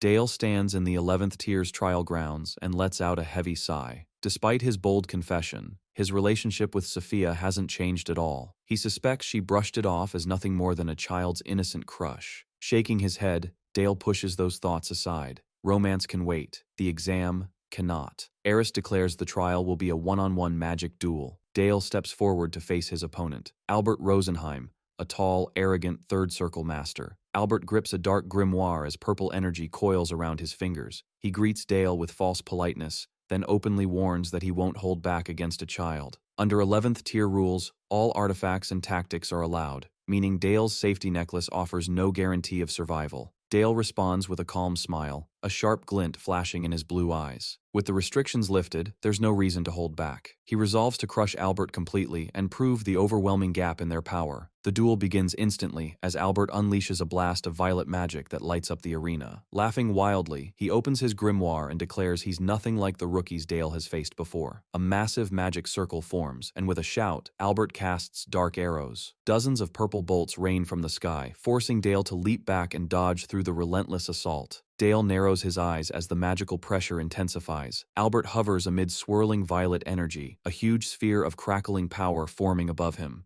Confident, the mage taunts Dale, declaring his streak ends here, and releases another devastating barrage. Dale moves in a blur, weaving through the attacks as beams tear apart the arena floor and shockwaves whip his cloak. Landing in a crouch, Dale feels annoyance rather than fear. He realizes Albert launched that spell before the official start signal, a clear violation. He looks toward the judge's box, where an elderly bearded man and a younger observer sit silently, making no move to intervene. With no signal to stop the duel, Dale understands they want to see his true strength. This is pure meritocracy. Another volley rains down, forcing him back into motion. Sidestepping a bolt that scorches the ground, Dale mutters under his breath that this is why he hates mages. Sensing his advantage, Albert throws his head back in manic laughter and raises his grimoire, runes blazing brighter. He theatrically commands his creations to rise, chanting an overdramatic incantation. Dark purple energy gathers on the ground, forming hulking, faceless humanoid constructs. Dale stops and stares, unimpressed. A bead of sweat rolls down his temple, not from fear, but from secondhand embarrassment at the ridiculous chant. He silently wonders where the mage learned something so cringeworthy. Even so, the danger is real. Dale acknowledges that Albert is stronger than an average rookie. The shadow constructs charge. One swings a massive greytax with crushing force. Dale waits until the final instant before leaping back as the axe smashes into the stone floor, sending violent shockwaves and purple sparks across the arena. The mage screams in frustration, demanding to know how long Dale plans to keep dodging and mocking him for trying to win without attacking. The magical constructs press in, their limbs stretching like whips as weapons slice through the air. Dale moves with precise control, evading heavy strikes and parrying weaker ones. Suddenly, the mage springs his trap. The surrounding constructs freeze, swell, and bubble with unstable mana. With a sneer, the mage activates Death Explosion. All the constructs detonate at once, unleashing a violent surge of violet fire that engulfs Dale's position. Smoke and magical residue erupt into the air, and the arena trembles from the blast.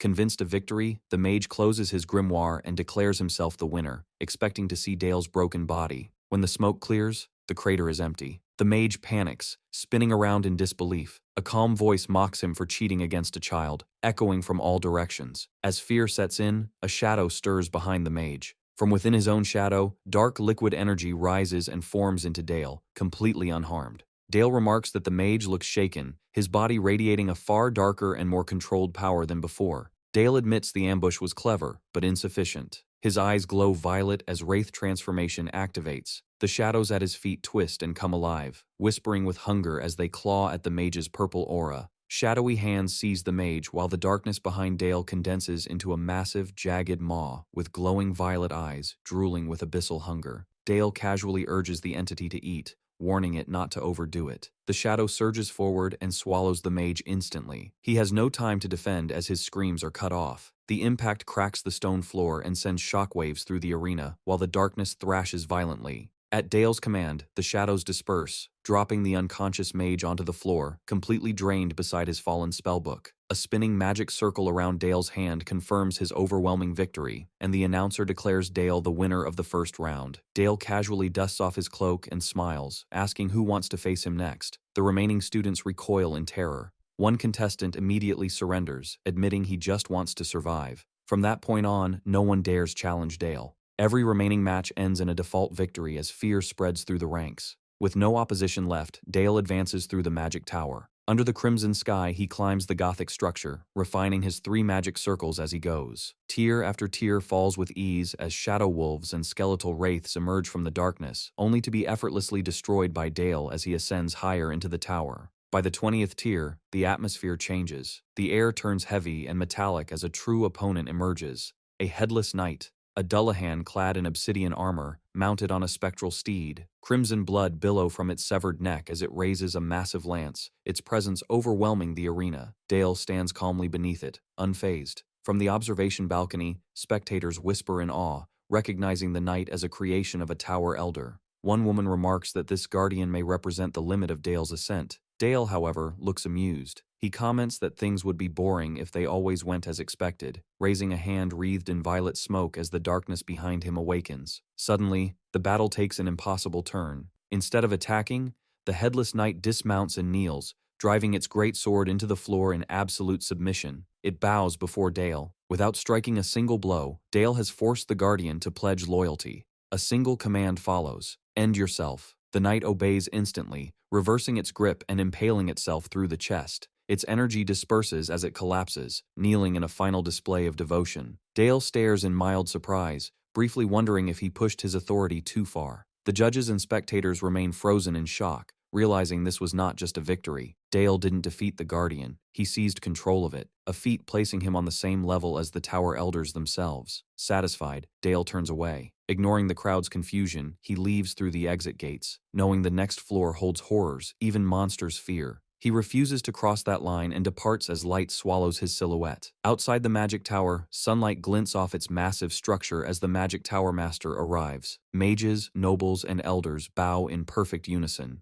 Dale walks beside his father, his small frame contrasted by the immense respect surrounding them. His performance has done more than clear a trial. It has begun unifying the northern territories under their rule. The scene shifts to the frozen lands of the Saxon dukedom. In a brutal clash, armored knights slaughter green-skinned orcs, blood staining the snow as battle cries ring out for House Saxon and their young commander. Dale leads the orc horde extermination squad from the front. Though only 10 years old, he commands veteran warriors with absolute authority, his presence driving the massacre forward. Later, the battlefield gives way to a quiet office. An orc's severed head drops onto the floor as Dale reports to Duke Saxon. He calmly states that 145 enemies were killed, with only 3 minor injuries on their side. When asked if magic was used to protect the troops, Dale answers immediately and firmly, no magic was involved. Duke Saxon's expression softens into a satisfied smile as he grasps the situation. Dale declares that everything was achieved solely by the swords of House Saxon. Then Duke Saxon turns his violet gaze to the boy and praises Dale directly. Dale accepts the compliment with calm confidence,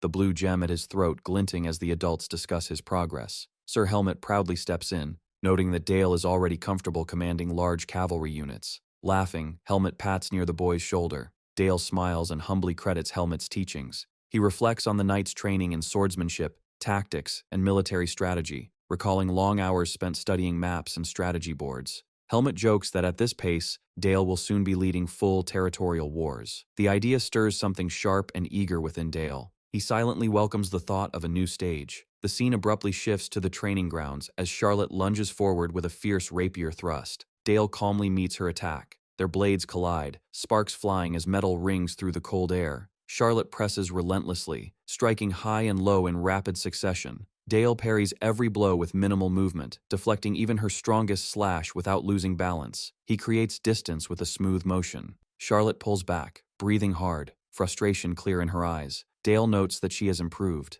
Charlotte admits she cannot compare to him and sheathes her rapier, pointing out that he is already a third-circle mage and cleared the tower's 20th tier. She turns away, annoyed that everyone constantly praises him. Dale calmly tells her she will grow stronger too. Charlotte blushes, clutching her hand, while Dale internally acknowledges her exceptional talent for a 10-year-old. She snaps at him for treating her like a child. Dale bluntly tells her she is one. She fires back that he is too. Dale smirks and boldly claims he is already an adult. Charlotte stares at him in disbelief, then gives up and moves on. The scene returns to the study. Silence fills the room as a chess piece lands firmly on a large map. Sir Helmet announces the day's lesson, the hammer and anvil tactic. Dale watches closely as Helmet explains how cavalry on the flanks break through the enemy wings and encircle them, while infantry in the center blocks the enemy's advance. Dale immediately understands. Helmet explains that the tactic is named after the act of crushing iron on an anvil and emphasizes that it relies heavily on cavalry. Dale notes that such a strategy is only possible because of the northern forces known as the Black Cavalry. As he considers the board,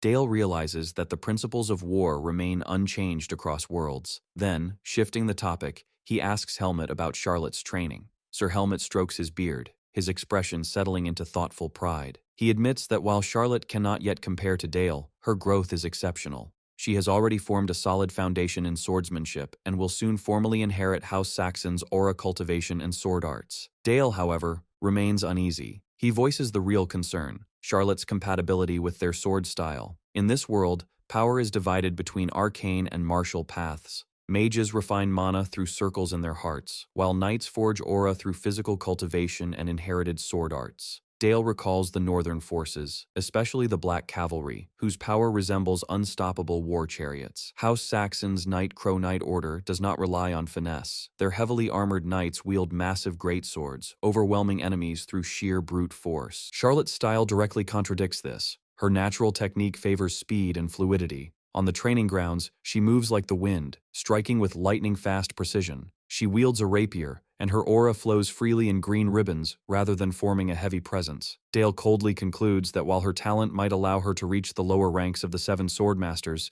she will never become the first sword. That title once belonged to her father, a legendary master of the Sword of Blossom, a beautiful and deadly style said to scatter like petals in the wind. Dale quietly laments the loss of that sword art. It vanished with the fall of the Knight Nation, leaving Charlotte with a legacy she resembles in spirit but cannot inherit in battle. Dale studies the Black Knight chess piece, wondering if such a legendary art could truly be gone forever. Afterward, Dale's life becomes a relentless cycle of study and monster subjugation. His reputation within the territory steadily grows as he sharpens his skills, preparing for the conflicts that inevitably surround nobility. That reckoning arrives in an unexpected way. In the grand audience chamber, Duke Saxon sits upon his throne, his expression twisted with disbelief and anger. A trembling messenger reports shocking news. Baron Parker of a neighboring territory has declared a territorial war, claiming ownership of one of their copper mines. The move makes no sense. A mere baron challenging a higher-ranking noble is suicidal, unless he is backed by someone else. As Duke Saxon considers refusing the claim, the messenger reveals the truth. Count Brandenburg has sided with the Baron and sent a letter offering support. He intends to dispatch the Knight Order of St. Magdalena in exchange for a share of the mine's profits. The situation becomes clear to Dale. This is not business. It is revenge. The Count still harbors resentment over the humiliation he once suffered at the hands of Duke Saxon. Lacking the courage to challenge the Duke directly, he has chosen a cowardly proxy war along the border. A dark smirk forms on Dale's face as he recognizes the Count's intent. If the enemy plans to fight from the shadows, Dale is more than willing to respond in kind. Standing before his father, Dale places a hand over his chest and confidently requests permission to personally command the upcoming battle alongside the Knights of House Saxon. The Duke refuses immediately, his tone firm and uncompromising. He tells his son it is far too early for a child to bear the weight of war and warns him not to speak recklessly. A battle against human soldiers, he insists, is nothing like hunting monsters. Turning away, the Duke reassures Baron Greenbelt that he will personally protect the mine. Dale steps back in shock, murmuring a quiet thanks that goes unnoticed. Outside the hall, his frustration spills over. He clenches his fists, knowing his own abilities yet resenting that his father sees only his age. Helmet offers comfort, advising him not to take the Duke's words too personally and suggesting that the Duke must have his reasons. To lighten the mood, Helmet pulls out a wooden board game he prepared, proposing they pass the time learning strategy. The moment Dale sees the checkered grid, His eyes widen. It is chess. Though it carries a different name in this world, he instantly recognizes it as a war game. Memories from a past life surface as he stares at the board. Helmet explains that while the rules are complex, mastering the game sharpens one's understanding of warfare and suggests they analyze battles while playing. Inspiration strikes Dale. Grabbing the board, he bolts back toward the hall, shouting that he has found the answer, leaving Helmet scrambling after him in confusion. He storms back into Duke Saxon's presence and slams the board onto the table. When the Duke questions his interruption, Dale confidently proposes a wager. If he defeats his father in this strategy game, he wants permission to join the territorial war. The Duke questions his stubbornness, but Dale calmly replies that he now understands war is a battle of minds, not just strength, and asks to be judged through a single match. Helmet rushes in to apologize, but the Duke stops him. Intrigued, he accepts the challenge. If the boy wins, his request will be granted. But if he loses, he must abandon any thought of participating in the battle. The match ends with a black pawn striking the board. Dale calmly declares his victory. Helmet stands frozen in disbelief. Despite deliberately handicapping himself by giving Dale superior numbers and terrain, the Duke has still lost 2 out of 3 games. Leaning back with a sharp smile, Dale reminds his father of their wager. The Duke sighs heavily, questioning how a child could master such a game. Dale casually claims he studied a rulebook he once found in the library, hiding the truth behind a convenient excuse. True to his word, the Duke straightens and formally grants Dale full command of the knights in the upcoming battle. Shock ripples through the room as Helmet stammers in disbelief. The Duke ignores him and fixes Dale with a stern gaze, warning that the honor of House Saxon now rests on his shoulders, and failure will not be tolerated. The Duke tests Dale one last time, demanding to know if he is truly ready to bear the full weight of the war alone. Without hesitation, Dale places a hand on his chest, smiles, and asks for his father's trust, vowing to prove himself. Seeing the resolve in his eyes, the Duke's stern expression softens into a faint smirk. He gives his final order: validate everything Dale has built so far and return with a victory. The scene shifts to Malberg, the moonlit stronghold of House Brandenburg. Inside its lavish halls, Count Brandenburg explodes in rage, screaming at his eldest son, Philip, for wasting his days drunk in the slums instead of preparing for war. He reveals alarming rumors that the young heir of House Saxon will personally lead their enemies' knights. Philip, drunk and clutching a wine bottle, laughs it off. He mocks the idea of fearing a 10-year-old and arrogantly asks permission to crush the brat himself with their knights. The Count responds with violence. Towering over his son, the Count roars that the so-called brat is a monster whose potential Philip could never match, even in 100 years. He looks down at Philip with pure contempt, comparing him to a worthless insect. A fleeting memory of Charlotte crosses his mind before he returns to the present crisis. The Count declares that Philip will accompany the knights, prompting the fallen son to beam with pride, until the Count coldly clarifies the truth. Philip is not there to lead.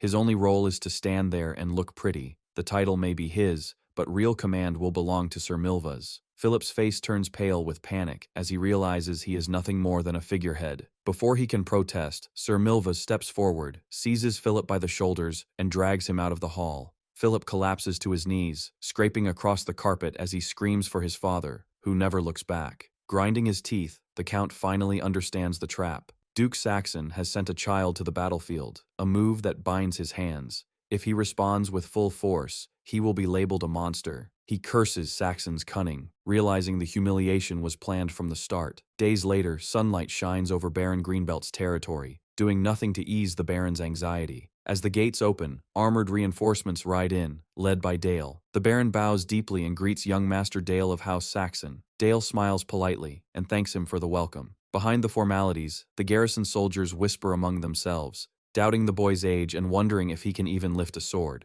They cling to rumors of his prodigy talent, though a red-haired knight remains unconvinced. Baron Greenbelt forces a laugh and praises Dale's presence, but internally he panics, unable to believe the capital sent a 10-year-old to command the defense, even with the elite black cavalry at his side. Hoping to delay any talk of battle, he invites Dale inside for a banquet. Dale cuts him off. There is no time. Before the Baron can react, Dale moves in a blur. In an instant, he closes the distance, draws his short sword, and presses the cold blade against the Baron's throat. The Baron freezes, a terrified squeak escaping him as he stares at the steel resting against his skin. Dale keeps his innocent smile, but his eyes turn sharp and calculating. Ignoring the Baron's terror, he calmly states that he wants to inspect the troops immediately. He asks a simple question. Among all the soldiers present, who is the strongest? When the Baron freezes and fails to answer, Dale repeats the question. his gaze sweeping across the assembled knights. "It's me, young master." The red-haired knight steps forward, thumbing his chest with arrogant pride. He grins down at Dale and scoffs, declaring that no one capable of defeating him has ever been born. He mocks Dale as a spoiled brat playing soldier with a bought title and promises to put him in his place. Dale remains unfazed. He steps away from the Baron and twirls his sword with effortless precision. The Baron recoils in fear, but Dale handles the weapon like a seasoned master. He addresses the knights, openly acknowledging their doubt. They question him because of his age and the suddenness of his command. Without warning, Dale slams his sword straight into the stone ground. The blade crunches deep into the cobblestones as sparks fly. The display instantly silences the whispers. Dale lifts his head, his eyes dark and dangerous, and says the fastest way to resolve their doubts is with steel. He grins and looks directly at the red-haired knight, pointing out the irony that their so-called strongest warrior is swaying on his feet, drunk while on duty. He says he doesn't need further inspection. The knight's condition already proves the state of this army. Dale sneers and asks if alcohol is what gave Harbuck such confidence. Harbuck accepts the challenge. He draws his sword smoothly, declaring that he will test the young master's strength with his own honor as a knight. Dale only smirks, his blue eyes calm and amused. He asks if Harbuck has heard of his sword. Harbuck replies that he has heard plenty about the strange weapon, though he silently questions the source of the boy's confidence. Brushing the doubt aside, he roars and charges. Harbuck leaps from higher ground, sliding down to turn gravity into lethal momentum. His sword crashes downward, meant to crush a novice defense. Dale meets the strike casually. His blade rises, and the impact stops Harbuck instantly. Harbuck's eyes widen in shock as his full-powered attack is effortlessly blocked. Recovering, Harbuck unleashes a furious barrage of slashes. Sparks scatter as their blades clash, but every strike is blocked. Growing frustrated, Harbuck shouts and tries to overpower Dale through sheer aggression. As they clash, he analyzes the boy's weapon and notices the absence of a visible aura blade. Assuming the boy is relying on raw physical strength, he decides to use his full power to end the fight. The battle shifts suddenly. Dale steps back and raises his left hand. A complex purple magic circle forms in the air, spinning with arcane energy. Dark shadows burst from the ground behind him, wrapping around his body like a living cloak. Harbuck staggers back in horror, demanding to know what kind of power this is. The shadows lash out, forcing Harbuck into defense. He slashes and parries desperately, sweat pouring down his face as the attacks continue without pattern. He convinces himself this must be some troublesome artifact disrupting his focus. Dale watches coldly, unimpressed, noting that the knight's actual skill doesn't match his arrogance. He reaches through the magic circle, preparing another move, when Harbuck suddenly cries out and collapses to the ground. The duel ends without a finishing strike. The Baron rushes forward, catching Harbuck as he falls and shouting his name. Dale lowers his sword, blinking in genuine confusion. He stares at the unconscious knight, clearly baffled that the man collapsed without even taking a direct hit. Baron Greenbelt turns pale, sweat streaming down his face as he looks at the aftermath. He grabs his fallen knight's shoulder, his voice shaking with fear and anger. He demands to know what Dale has done, accusing him of crippling their defenses on the eve of battle. Unable to understand why Dale would strike down an ally so easily, Dale looks completely bored, standing with his sword hanging loosely at his side, his expression cold and unimpressed. Ignoring the Baron's hysteria, he bluntly states that if this injured man is truly their strongest warrior, then the Greenbelt forces are nothing but a liability. Speaking with the authority of a seasoned commander in a child's body, he scolds the Baron for planning to hide behind House Saxon, while abandoning his own military responsibilities. The Baron can only stammer in silence as the weight of Dale's words sinks in. Cracking his neck, Dale finalizes his takeover. He gestures at the wounded knight, openly questioning the legitimacy of his title, then declares that until the real battle begins, the Knights of the Saxon Duchy will serve as the blade protecting this territory. Stepping forward, Dale's presence overwhelms the field despite his small frame. Behind him, the disciplined Saxon army stands in perfect order, a sharp contrast to the disorganized Greenbelt troops. He delivers a merciless ultimatum: follow him, or lose the land beneath their feet. With no room for negotiation, and faced with the vast gap in power and Dale's terrifying resolve, the Greenbelt Knights submit. Armor crashes to the ground as they kneel in unison, bowing their heads and swearing loyalty to the young master. That night, the scene shifts to the quiet, suffocating luxury of the Saxon estate. In a dim room, Elena weeps softly, her body trembling with fear and sorrow. Duke Saxon places a hand on her shoulder, offering comfort without genuine warmth. He tells her there is nothing to fear, speaking of Dale not as a child, but as a weapon meant to be sharpened. A dark smile spreads across his face as he predicts a future where their son witnesses unimaginable sights and eventually rules the world. Elsewhere, Dale sits alone in his quarters, clutching his head in frustration. His father's grand ambitions mean nothing to him. Instead, he fumes over his own disappointment, realizing he lived like a frog in a well, only to discover that the so-called experts outside are utterly incompetent. He now understands why the Holy Swordsman intervened here, not out of respect, but necessity.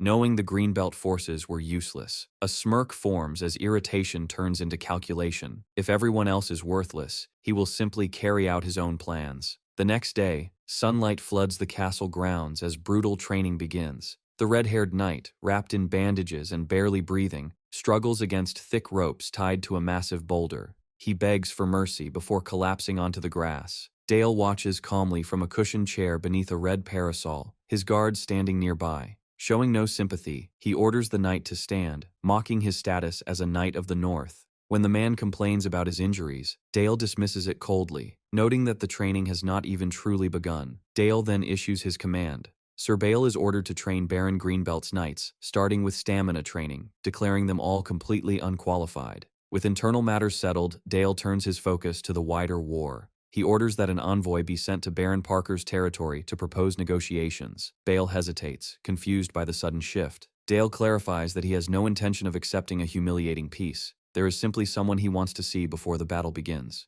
The meeting is arranged at the border between the two baronies, on neutral ground beneath a large white pavilion guarded by soldiers from both sides. Inside, only a wooden table and a few chairs await. Dale sits calmly, fingers interlocked, already mapping out the coming war. He knows the Knight Order of St. Magdalena is marching across the continent. With their supply lines strained, they are likely to launch a preemptive strike to secure resources. Time is limited to a few weeks at most. Baron Parker's knightly forces are also formidable. This meeting is not about peace. It is a calculated probe before the real fighting begins. A guard announces Lord Philip's arrival as the tent flap opens and two men step inside. Dale watches with a satisfied smile. Exactly who he expected. At the front is Lord Philip, a blonde noble dressed in polished, decorative armor, carrying himself with hollow arrogance. Behind him stands a stern man with slicked-back hair and a heavy dark cloak. To Dale, Philip is nothing more than a wrapped-up figurehead, a commander in name only. His attention immediately locks onto the man behind him, the true authority of this battlefield, Sir Milva's, the pure sword. Dale greets Philip politely, but Philip skips all courtesies. He drops into the chair opposite Dale and mocks him, laughing and sneering that the boy must be scared now that a real war is approaching. Dale doesn't react, he simply smiles. Calmly, Dale asks why Philip agreed to the negotiations. Philip scoffs and begins to answer, but Dale cuts him off coldly, stating he wasn't asking him at all. Philip freezes in shock. Ignoring Philip completely, Dale addresses Sir Milva's directly, exposing him as the real commander hiding behind a puppet. The atmosphere in the tent shatters. His composure cracks, and Philip turns red with humiliation. Dale presses further, questioning why a holy swordsman would entrust an entire battlefield to someone so blatantly incompetent. Philip trembles with rage as Milva's urgently warns him not to fall for the provocation, but the damage is done. Dale delivers the final strike to Philip's pride, asking how it feels to know that his own father has no trust in him. Milvas abruptly declares the negotiations over and orders an immediate withdrawal. Dale, still seated and unfazed, shuts him down with a chilling question, asking whether Philip even needs permission to speak. He mocks Philip for bowing his head to someone beneath him, calling it the behavior of a slave. Dale goes further, ridiculing Philip's status as a count's heir and likening their relationship to a dog placing a leash on its master. The insult detonates. Philip snaps, silencing Milvas with explosive fury. Dale leans back casually, fingers laced behind his head, and mocks them both, stating he can't tell whether Philip is the holy swordsman's puppet or Milvas's puppet. As Milvas realizes the trap has fully closed, Dale internally confirms his strategy. He never intended to negotiate. His goal was to destroy their chain of command. Dale then orders Bale to step outside. He obeys immediately, leaving the tent sealed for a private exchange. Dale invites Philip to speak alone, appealing to his ego as one of the true commanders of the battlefield. The bait works. Philip agrees, ordering Milvas to leave at once. Milvas panics and tries to protest, but Philip roars over him, asserting his authority and demanding obedience as the highest-ranking commander. Philip arrogantly declares that dealing with the brat from House Saxon is his responsibility. Milvas immediately realizes the battle is already lost. Glancing at the quietly seated Dale, he understands the commander has completely fallen into the trap. With no options left, Milvas bows his head and obeys. Once the tent closes, the mood shifts. Dale leans forward, dropping his mockery and adopting a calm, businesslike tone. He thanks Lord Philip and reiterates that the meeting was meant purely for negotiations. Philip, barely restraining his anger, asks if Dale truly believes he has something persuasive to offer. Dale answers plainly, if the Knight Order of St. Magdalena withdraws immediately, House Saxon will supply everything needed for their army's return. The offer enrages Philip. He slams the table, furious that this is being called a negotiation. Dale remains unfazed and confirms that it is. The tent fills with tense politeness. Philip stands and Dale apologizes for earlier words while issuing a clear threat. He demands a withdrawal, warning that otherwise Philip's army will be destroyed, hundreds of knights captured, and the holy swordsman's reputation ruined. His blue eyes sharpen, and he smiles faintly with pity. Dale calmly tells him this is his final chance to retain even a shred of dignity. Philip's composure finally cracks. Laughing nervously, he accuses Dale of mocking them from the beginning. Dale's smile turns dark. He clasps his hands, rests his chin on them, and tells him this was his last chance. Shocked by the boy's audacity, Philip demands to know what he said. Dale leans back and asks if he truly isn't afraid. When the battle is lost, the blame will not fall on Sir Milvas, but on the incompetent, useless firstborn of a count. The words strike deeply. Philip's face twists with rage as he shouts in denial, slams the table, and storms away, vowing to prove himself. Dale watches him leave with a serene, chilling smile and tells him to keep that confidence for as long as he can. The negotiations are over. Soon after, at the Greenbelt Barony, urgency replaces diplomacy. On the castle ramparts, knights observe the battlefield through a monocular. Milvas asks for a report and is told that House Saxon's forces have begun mobilizing. Gripping his sword, Milvas recalls the meeting. The boy's eyes, his composure, and the oppressive presence he radiated were nothing like a beginner's. Despite being only 10, he was not someone to underestimate. Still, Philip sees this as their chance. While Dale is still just a child, they will cut him down and end his growth. Drawing his sword, Milvas raises it before his troops and declares they will teach the loud-mouthed brat the meaning of silence. Across the field, the Saxon camp erupts into motion. A red-haired knight rushes to Dale, now mounted on a white warhorse and clad in black armor adorned with purple gems, reporting that the enemy's main forces are advancing. Dale smiles with anticipation, praises the report, and draws his sword in one smooth motion.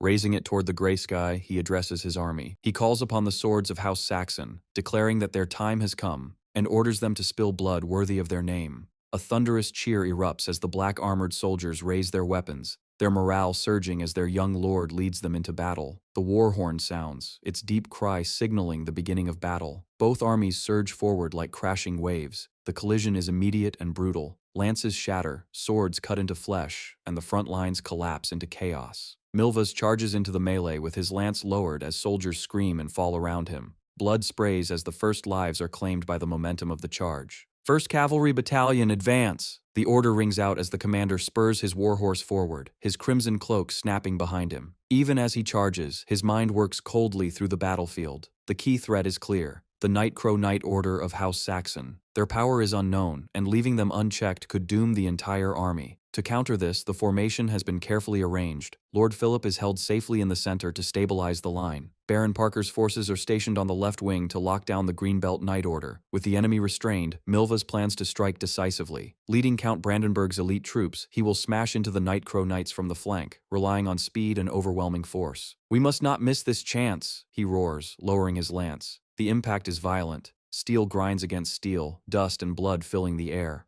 On the edge of the clash, a red-haired knight barely deflects a crushing blow and shouts a warning about the danger. A knight lunged at them, screaming in the name of the county as he lunges forward. The response is devastating. A crushing force slams into him, nearly knocking his horse to the ground. The battlefield lurches unpredictably as Saxon knights push back with brutal strength. The two knights retreat into a brief opening, gasping for breath, stunned by how close they came to death. Then the tide shifts. A surge of energy ripples through the Saxon ranks as a new figure rides into view on a proud warhorse. "It's young Master Dale!" a soldier cries. "Young Master Dale is on the front lines." Dale raises his sword, his small frame radiating overwhelming authority. His blue eyes burn with resolve as he shouts for his army to stand firm and fight to the end. Calling out the name of House Saxon, he charges directly into battle, his black armor gleaming as he leads from the front. From a distance, Milvas slows his horse, watching with sharp interest. He immediately understands the move. Dale is not avoiding him. He is forcing a direct clash. By stepping into the vanguard, the boy has made himself the bait. Milvas smirks, acknowledging the courage behind the gamble. Dale is no ordinary child, and that realization sharpens his focus. "This is exactly what I wanted." Dark energy begins to vibrate across the battlefield. The Knight Order of St. Magdalena and Count Brandenburg's forces roar and surge forward. In response, a scarred Saxon lieutenant wrapped in swirling purple energy shouts a desperate command for the entire army to protect their lord and charge. The earth trembles as both cavalry forces rush toward each other. Violet energy erupts around the Saxon knights, forming a storm of dark power. Without hesitation, Milvas plunges straight into it. "We'll end this swiftly," he shouts. "First Cavalry Battalion, follow me. We defeat Dale here and end the war." He roars another command, demanding his elites prove their worth. His blade flashes as he cuts down an enemy, the impact rattling armor and bone. Without slowing, he swings his lance in a wide arc, tearing through the chaos as he drives deeper into the heart of the battle. As enemy soldiers are driven back, a sense of unease creeps into Milvas's mind. The resistance is too weak. The opposing lines collapse with suspicious ease, and the infamous Nightcrow Knight Order, feared as the Black Cavalry, falls far faster than expected.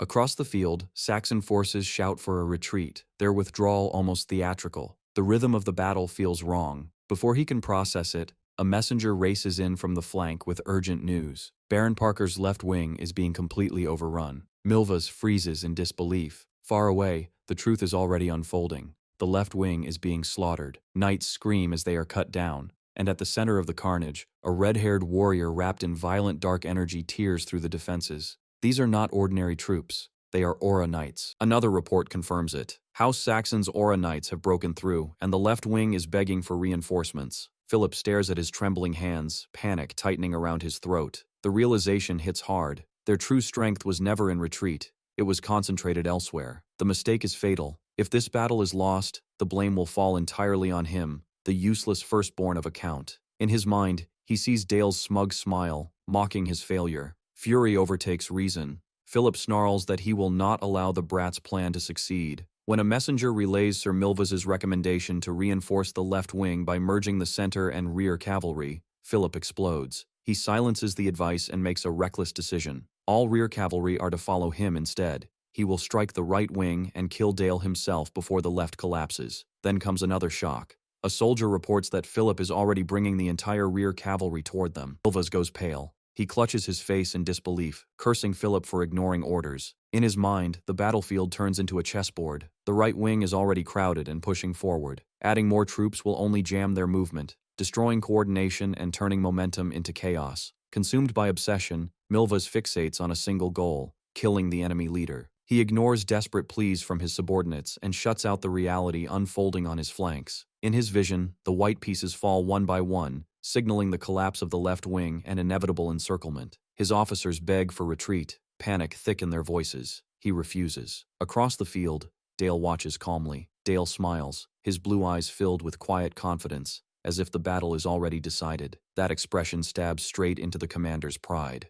Raising his longsword, Milvas addresses the 1st Cavalry Battalion. He declares that only one path remains. The soldiers respond desperately, clinging to his command. They pray to Saint Magdalena and Goddess Sistina, asking for their swords to be blessed and for divine protection, bracing themselves for the final order as faith replaces certainty. The commander's eyes snap open, glowing red with manic fury. He roars an order to break through the enemy lines and take the enemy commander's head. With swords raised, the battalion charges, war cries echoing as hooves thunder across the field. Dust rises as they race toward the lone boy waiting calmly in their path. Dale watches the cavalry approach with a faint smirk, noting they are finally matching his pace. He understands battlefield psychology well. On the front lines, pressure and anxiety narrow a commander's vision until only the target remains. Even Sir Milvas has fallen into this fatal tunnel vision. As the cavalry closes in, Dale raises his hand. Blue energy gathers, forming a translucent ice bow. Sir Milvas stares in disbelief, muttering, "Magic." The boy draws the frozen string, an arrow of concentrated frost forming in his grip.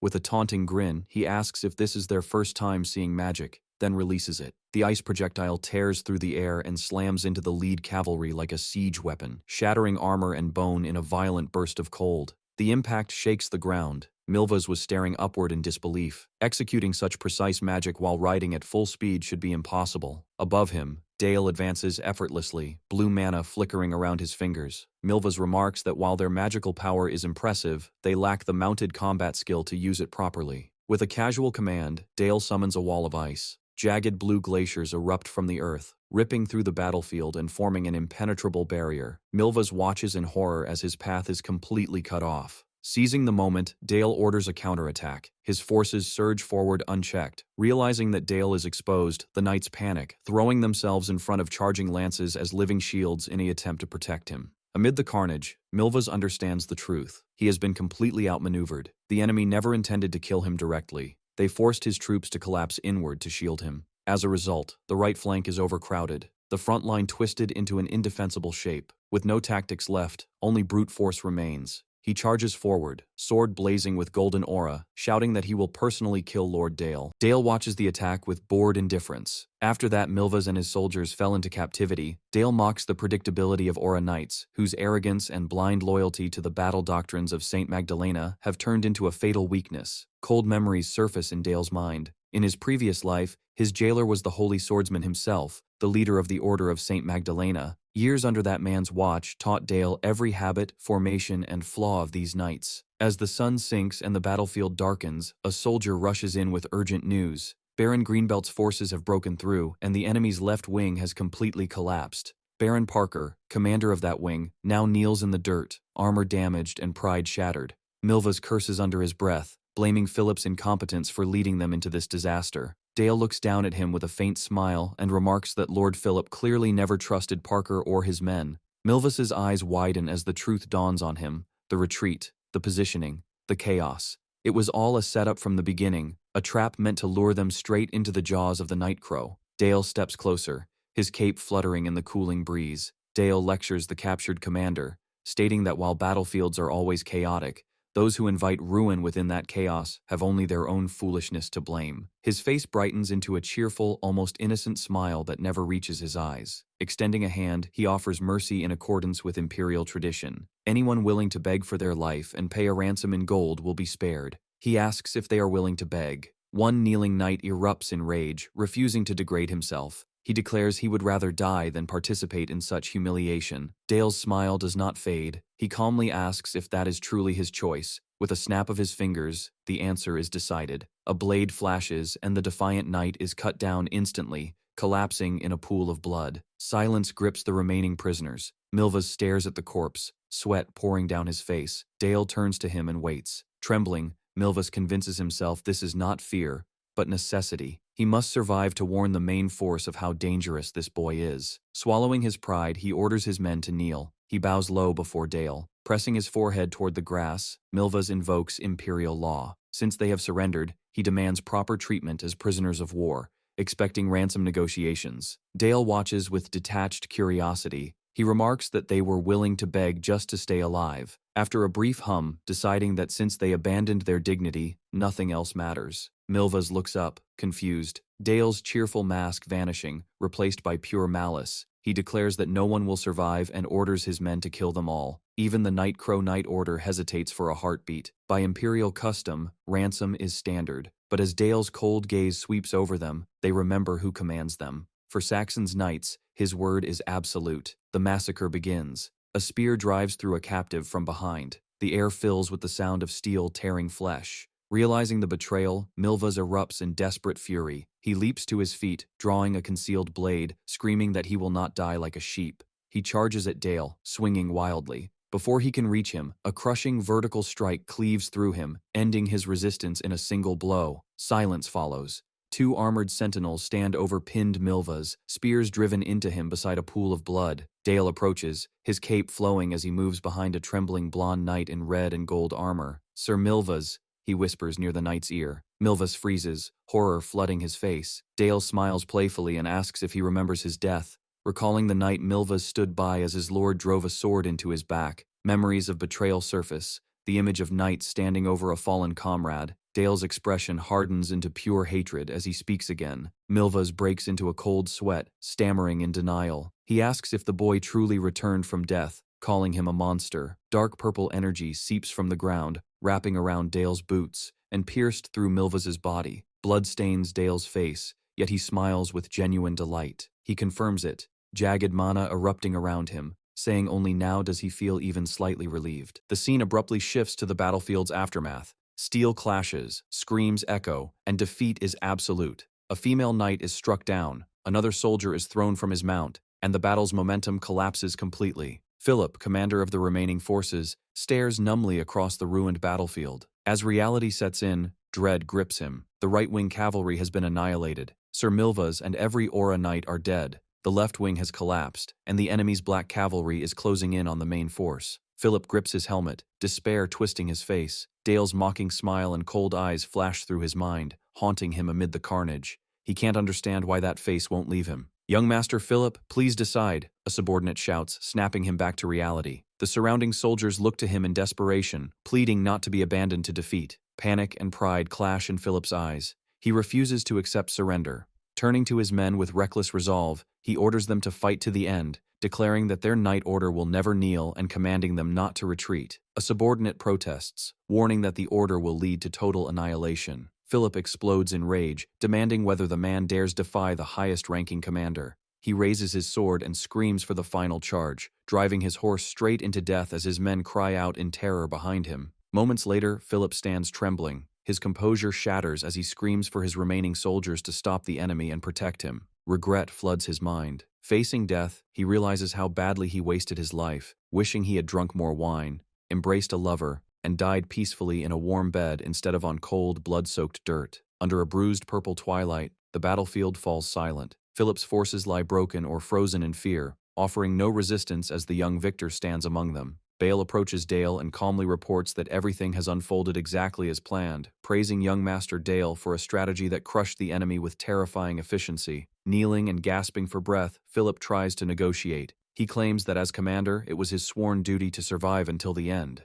Dale looks down at him without interest and coldly notes that the battle is already over, making his survival meaningless. Dale raises his weapon, panics, throwing up his hands and shouting for him to wait. Realizing that begging will not work, Philip forces a twisted smile and abruptly proposes a duel, insisting that Dale demanded it and that the entire battlefield be decided by single combat. Dale's adjutant scoffs, but Dale interrupts. With an innocent, harmless smile, he accepts the challenge. The instant the agreement settles, the commander's expression turns predatory. Spotting what he believes is an opening, he lunges forward, mocking Dale's arrogance and swinging his blade with killing intent, convinced the surprise attack will end everything. Dale moves. Violet-black energy erupts as Dale's counterstrike flashes forward, cutting through the air with effortless precision, dark aura trailing like a living shadow. Philip's confidence vanishes, replaced by pure confusion as his attack is crushed before he can even process what happened. The duel ends instantly. Philip collapses onto the grass, disarmed and utterly broken. Screaming in pain and terror, he writhes on the ground and begs repeatedly for his life. Dale gazes down at him with cold, empty eyes,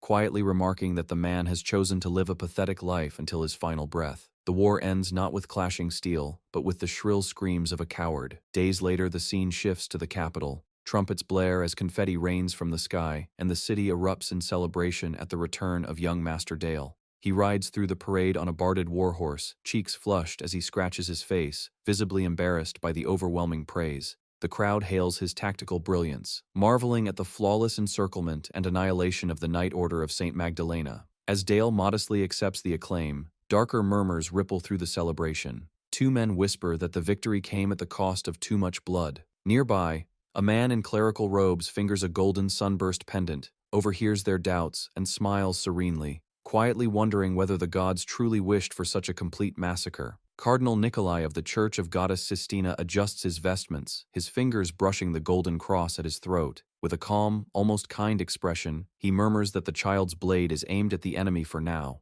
but one day, it may turn on their own people without hesitation. Far from the cardinal's ominous thoughts, the grand blue doors of Saxon ducal castle swing open. Sunlight floods the hall as Dale, still in black armor, steps inside beside the towering Sir Helmet. Before they can advance, a blur of blue rushes forward. "Dale!" Lise sprints across the carpet and crashes gently into him, looking up with shining eyes. Dale's expression softens as he asks if she missed him. Lise hugs him tightly, declaring that she missed him terribly. Sir Helmet watches with pride and congratulates Dale on his first victory. Dale thanks him, one hand still resting on his sister's head. The reunion gives way to a formal procession. Holding Lise's hand, Dale walks deeper into the castle with Helmet. They pass a violet-haired elf standing respectfully aside and approach the dais, where the Duke and Duchess of House Saxon await. Dale steps forward alone, kneels, and formally reports his victory. The Duke praises him, declaring the triumph a victory of the sword of House Saxon. He then thanks Sir Bale, the bespectacled knight standing behind Dale, for guiding him. Bale bows in silence. The tension fades as the Duchess leans forward, gently telling Dale to rest after his long battle. Dale thanks her and rises. Looking at his family, his father's pride, his mother's warmth, and Liza's devotion, Dale smiles sincerely. After months surrounded by blood and steel, standing here makes him realize he has truly returned home. Elsewhere, in a suffocating hall filled with dread, Brandenburg grips a small key with trembling hands. Two battered survivors stand before him, one with a crutch, the other with his arm in a sling. He demands to know where Philip is and why only they survived. The injured knight stammers out the truth. The Knight Order of St. Magdalena, including Sir Milva's and the Aura Knights, has been completely annihilated. Young Master Philip has been captured by House Saxon, which is now demanding an enormous ransom. Brandenburg listens in silence. Then, turning around, he releases a terrifying pressure and accuses them of losing disastrously and fleeing to save their own lives. The survivors recoil in terror as he demands whether they understand the fate of deserters. One breaks down, begging forgiveness, but the nobleman shows none. He orders them thrown into the basement dungeon, vowing to make them beg for death. As the guards drag the screaming men away, the Count remains alone, consumed by humiliation and vengeance. The battle that set everything in motion becomes known as the Black and White Turning Point. Rumors spread of Dale, a child who showed no mercy to enemies begging for their lives, standing amid corpses with dark energy swirling around him and cold blue light in his eyes. The world comes to know him as the Black Young Master. Time passes, the seasons change. Dale turns 11. On his birthday, Dale stands before his father once more. He is no longer clad in armor, but dressed in an elegant suit with a jeweled cravat, carrying himself like a true aristocrat. At the upcoming official ceremony, the Duke announces he will appoint him as a Viscount of the Saxon ducal territory. Dale is stunned. A Viscount acts as a Lord's representative, an enormous responsibility for an 11-year-old. He almost speaks, then stops. This appointment fulfills his father's promise to acknowledge him not merely as a son, but as an equal head of the house. Dale bows politely and thanks his father. Sunlight pours through the tall windows as the Duke studies him in silence. Then the Duke speaks again, his tone commanding. Dale straightens. As his representative, he says there is something he wishes to do. When asked to explain, Dale recalls the battlefield. The Black Young Master's reputation for cruelty has spread, his ruthless orders, the knights slain, and the prisoners he spared none of. The Church's faithful suffered, and he knows the holy orders will not overlook that. With an innocent smile, he declares his intention to travel on a pilgrimage to the papal state of Sistina, to personally bear the weight of the infamy he created. The Duke is unconvinced. Fear, he argues, is a priceless weapon. Why abandon it to curry favor with the Church? Dale calmly answers that the Church is worth the concession. Sensing deeper intent, the Duke presses him. Dale steps forward and admits he has a plan. He intends to make them an offer they cannot refuse. Privately, his ambition runs deeper. He thinks of a dark grimoire glowing with violet power. While he is there, he will obtain the forbidden grimoires as well. That resolve was born days earlier. One night, Dale thrashes in his sleep, drenched in sweat. In his subconscious, a skeletal figure bathed in blue light looms over him, forcing him to face an inescapable past. It whispers of death, demanding remembrance. Purple fire burns in its empty sockets before it strikes, the blow jolting Dale awake. Gasping for breath, he clutches his chest and recognizes the nightmare, the abyss of the mind. It is the darkest memory from when he tore open his inner world to form his third circle. Mastery of the mind is essential for a mage, yet that same world now torments him with isolation and fear. He scoffs at himself, admitting his weakness. To truly control the chaos within, he needs a stronger anchor. Just as a knight relies on steel, a mage requires a grimoire. That book is the key to silencing the nightmares. The scene returns to the present. A wooden wagon rattles along a forest road, sunlight barely piercing the trees. They cross the border between Baron Greenbelt's territory and Baron Parker's lands, the site of a decisive turning point in the past. Wrapped in travel clothes, the boy watches the road ahead. This is the end of the Empire's northern reaches and the beginning of the central lands, far beyond Duke Saxon's protection, where he must rely solely on his own judgment and strength. After his crushing defeat by Dale, Baron Parker is left with only one way to survive: abandoning his title and living as a bandit. Deep in the forest, his men pursue a lone-covered wagon. At a shouted command, arrows fly, striking the wagon's frame and narrowly missing the panicked horses. The riders quickly surround the wagon and force it to stop, accusing the travelers of trespassing through Baron Parker's territory. Two figures sit inside, hidden beneath dark cloaks. A scarred bandit with a massive axe demands their business and insists on a toll, pretending to enforce the law. The bespectacled driver hesitates, then calmly agrees. He hands over a pouch. The bandit leader in a red bandana watches warily until the bag opens and gold coins spill into view. Greed overtakes him instantly. With false generosity, he allows the wagon to pass, already counting the fortune and mockingly inviting them to return. The wagon moves on,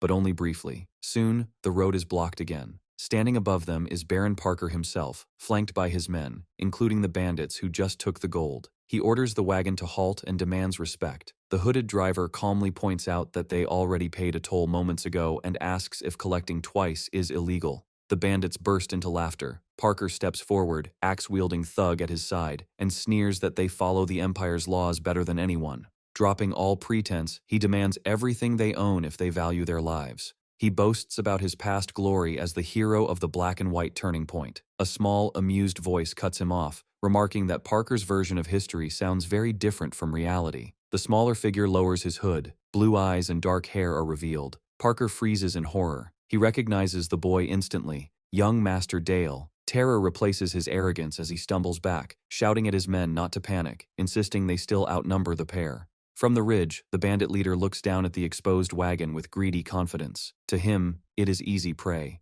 He raises his fist and declares victory. Archers draw their bows, aiming carefully at the two figures below. On the road, the mood is entirely different. Bale steps forward beside the wagon and calmly asks for orders. Dale looks up with a single visible eye, unimpressed and bored. He gives the command, declaring that the act is over. The bandit leader screams for them to fire. Arrows rain down, screaming through the air toward the boy and his guardian. Dale does not flinch. In an instant, Bale reveals his power. A massive, ornate halberd manifests in his hands, wrapped in dark purple energy. He swings it with blinding speed, forming a wall of steel and shadow. The arrows are obliterated midair, shattered and deflected with perfect control, clattering harmlessly to the ground at his feet. The bandits on the ridge freeze as triumph turns into confusion. Before they can fire again, Bale launches himself upward, scaling the cliff in a single, gravity-defying leap, dark energy trailing behind him like a comet. The archers gasp as they realize too late that their prey is the predator. He lands among them, his halberd tearing through the air. Steel meets flesh, and a bandit's scream echoes as he collapses, clutching a severed limb. Chaos erupts. Bale moves like a phantom,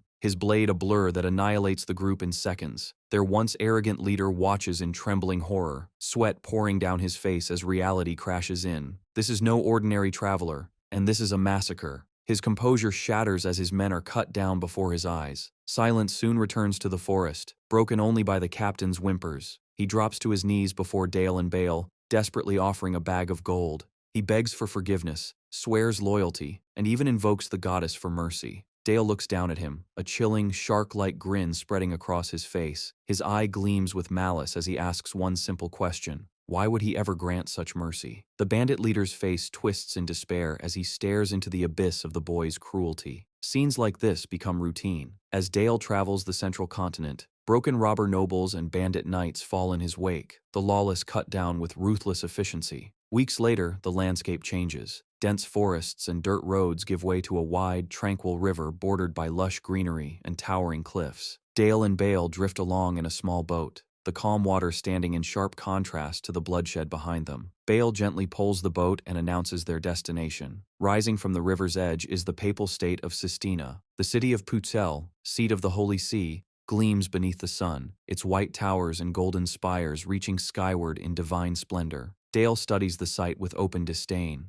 To him, the holiness of this place is a farce. He has not come as a pilgrim seeking blessings. He has come as an executioner. The word echoing in his mind is not worship, but judgment. After docking, they enter the city and proceed into the grand cathedral. Light pours through stained glass, illuminating vast marble floors as armored guards stand watch by the massive doors. Dale and his guardian walk the long aisle toward the altar, where a lone figure waits. Seated beneath the Holy Cross on a throne-like chair is a high-ranking clergyman. The guardian bows respectfully and offers formal greetings. The man is introduced as Cardinal Nikolai Makia. Silver-haired and smiling serenely, he welcomes them with a benevolence that feels rehearsed, his closed eyes masking his true nature as he receives the wolves who have entered his domain.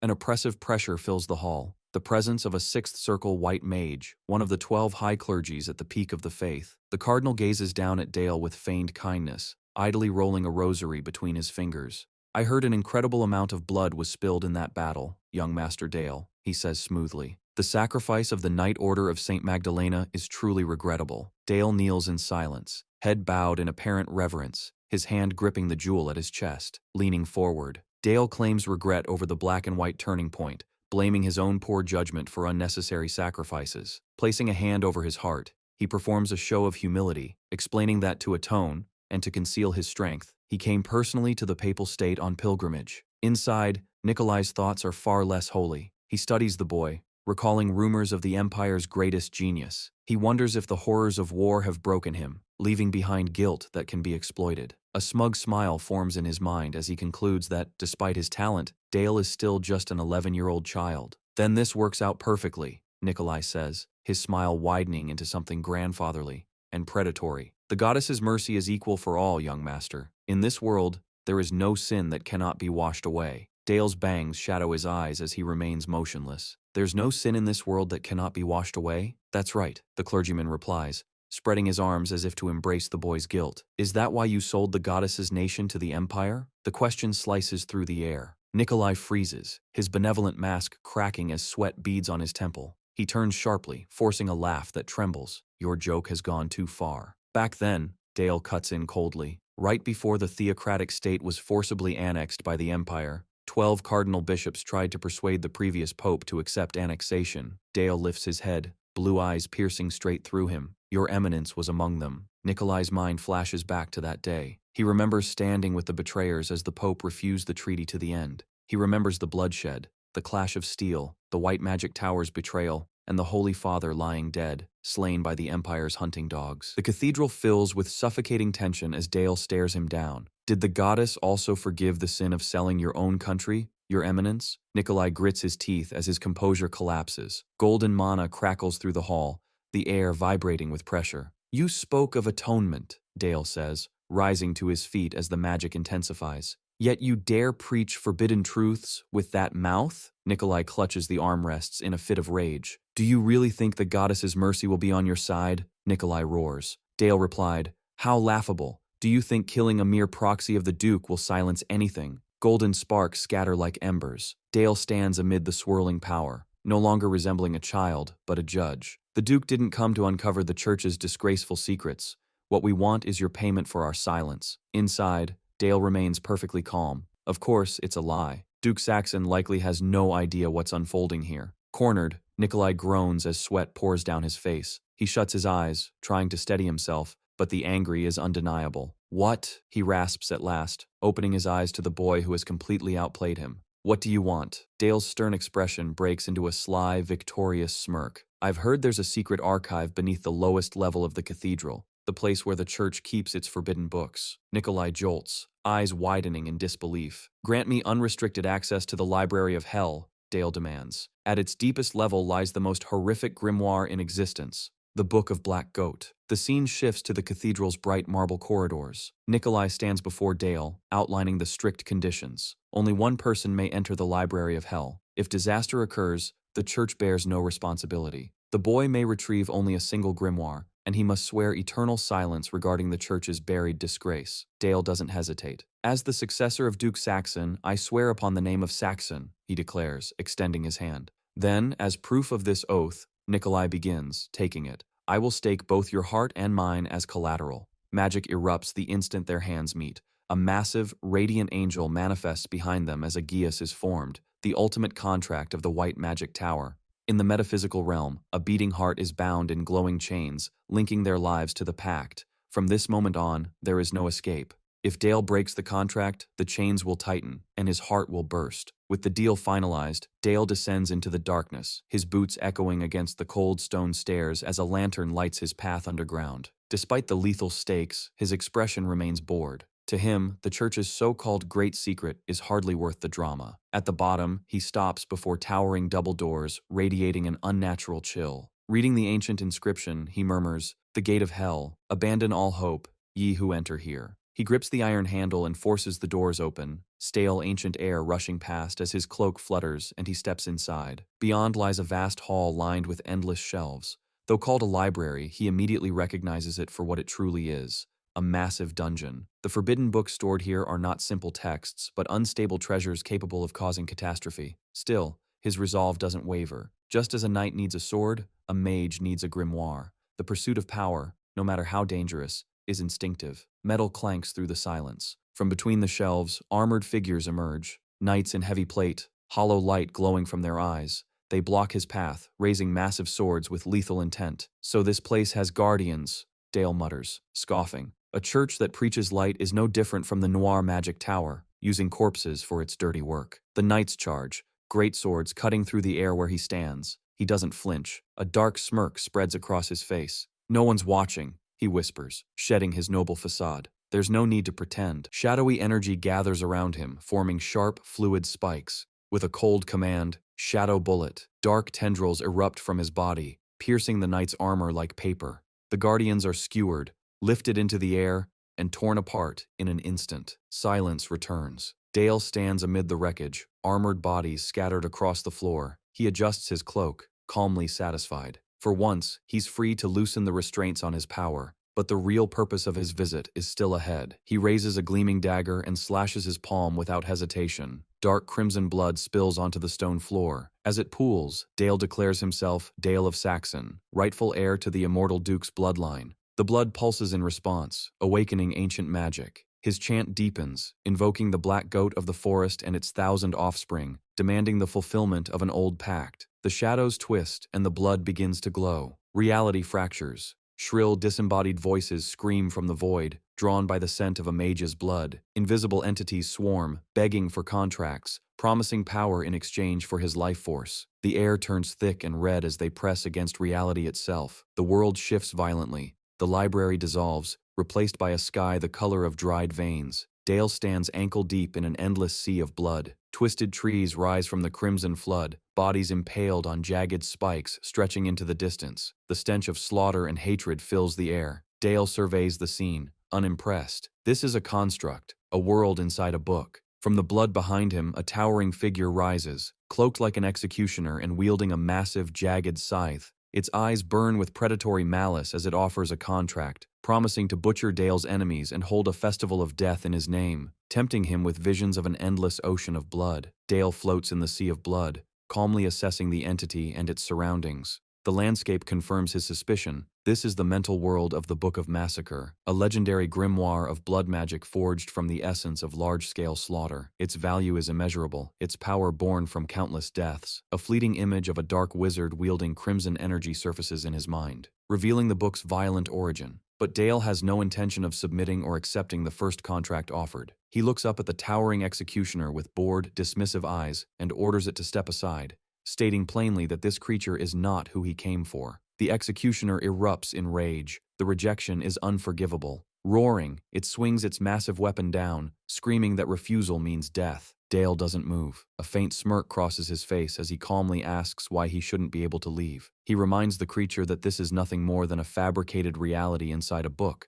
a fiction with no authority over him. As the blade descends, his power surges, ready to shatter the illusion. But my world is different. Violet energy explodes outward, forming a violent storm around him. Dale stands unfazed, his expression playful yet terrifyingly confident. Across from him, the executioner hesitates as its own reality begins to shake. It senses the impossible, a clash of domains, where one world overwrites another. This realm, born from the twisted mind of a war criminal mage, should be absolute. Yet the domain of a child is forcing it back with overwhelming ease. Dale walks forward through the dark snow, his boots crunching softly. In a calm, conversational tone, he dismisses the executioner's master, stating that the number of lives claimed here is insignificant compared to his own past. He speaks casually of cities erased and a kill count so vast it no longer has meaning. To him, this level of slaughter is trivial. Cornered and enraged, the executioner roars and swings its scythe in desperation. The blade tears through the air, but stops. An invisible, absolute force halts the attack mid-swing.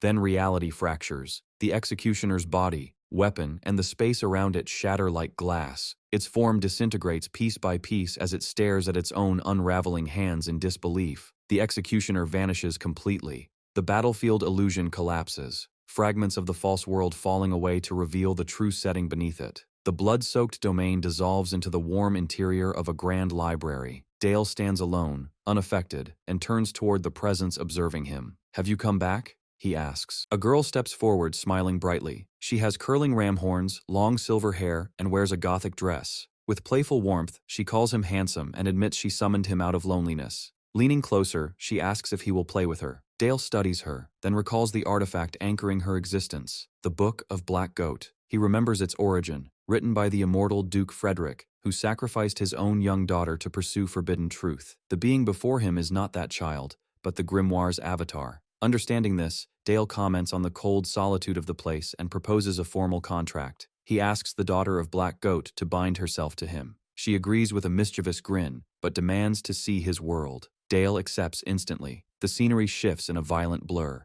The library vanishes, replaced by an endless landscape of white snow and freezing winds. The girl gasps in delight and runs forward, spinning through the drifts as she marvels at the beauty of his mental world, declaring how much she likes him. The girl suddenly stops mid-spin, her joyful expression shifting to curiosity as she points ahead. Standing in the snow are 3 men in clerical robes, shivering and visibly shaken. Their trembling eyes lock onto the boy and the horned girl as they realize they have stumbled into something far beyond their understanding. Nikolai clutches a holy symbol to his chest, sweat beading on his forehead as terror overtakes him. The frozen plain grows heavier with tension. Cardinal Nikolai stares at the small figure before him, disbelief flooding his mind. He never imagined a mere child would truly obtain that dangerous grimoire. Beside the boy stands the pale, horned girl, her sinister presence standing out sharply against the white snow. Breaking the silence, Dale speaks calmly. He asks Nikolai why he came all this way. Startled, Nikolai flinches and hurriedly raises his hands,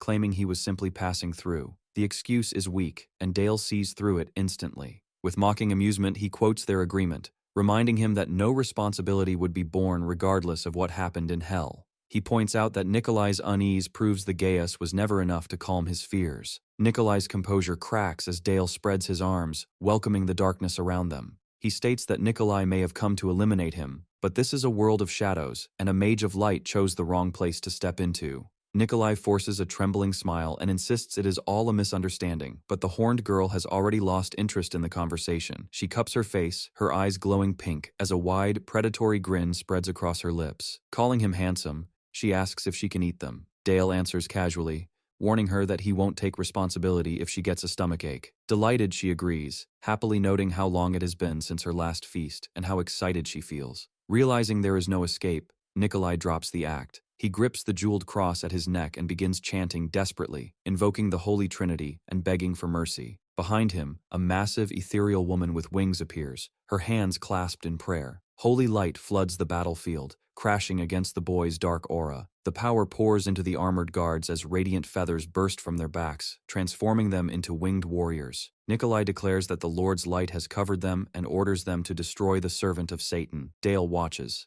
a bead of sweat sliding down his cheek, though his smirk remains. He admits that this will not be easy. The winged knights launch into the air and dive toward him at terrifying speed. A sword flashes downward, aiming to split him in two. Dale slides backward across the ice, narrowly avoiding the strike as the blade crashes into the frozen ground. He immediately counters, thrusting his hand forward and casting Shadow Bullet. Dark tendrils shoot upward toward the airborne knight, but the angel twists mid-air and narrowly evades the attack as it streaks into the sky. Watching closely, Nikolai sneers. Dale mutters in frustration, acknowledging the enemy's agility. Nikolai proudly declares that this is the power of his angels, mocking the boy for being only a third-circle mage. He claims the boy cannot draw out the true power of the Book of the Black Goat. Behind him, the towering angelic projection shines even brighter, filling the battlefield with blinding radiance and crushing divine pressure. Suddenly, the white-haired girl clutches her head in agony, pressing her hands against her temples as if her skull is being torn apart from the inside. Dale beside her stiffens in alarm, unable to intervene as she grinds her teeth and pleads desperately for the voices to stop. Her strained muttering erupts into a piercing scream that echoes across the frozen battlefield. The winged knights mistake her distress for weakness and descend in formation, blades drawn, rushing to exploit the opening. In response, her shadow erupts outward, jagged tendrils of darkness surging up to intercept them. One celestial soldier weaves through the attack with practiced precision, his sword flashing as he slices through the shadows. Declaring her defenses broken, he lunges forward, arrogantly proclaiming judgment upon the fallen. But just as his blade nears her, her expression changes. The panic vanishes, replaced by a sinister grin hidden beneath her bangs. In that instant, the knight realizes the truth. The weakness was bait. A massive fist of condensed shadow materializes midair and slams into him with overwhelming force. His armor crumples as he is hurled backward, crashing violently into another airborne knight. Both bodies spiral down and smash into the snow in a tangled heap of feathers and steel. The girl stands amid swirling darkness, her dress rippling in the wake of her own power as she watches them fall. Nikolai rushes toward the impact site, panic gripping his face as he calls out to his men. Reaching the fallen knight, he expects wounds, but instead finds the soldier trembling uncontrollably, eyes wide and empty. The knight stammers broken words of worship. Nikolai freezes as dark violet veins spread rapidly across the man's face, splitting skin and tainting his once pristine armor. The stammering twists into a horrifying chant. The fallen knight screams praises to an unseen entity, his voice warped and fanatical. The corruption spreads to the second soldier, and their voices rise together in maddened harmony. Nikolai staggers back, clutching the holy relic at his neck, unable to comprehend the blasphemy unfolding before him. He can only stare in absolute horror as his men are overtaken by the darkness, demanding to know what kind of monstrosity he is witnessing.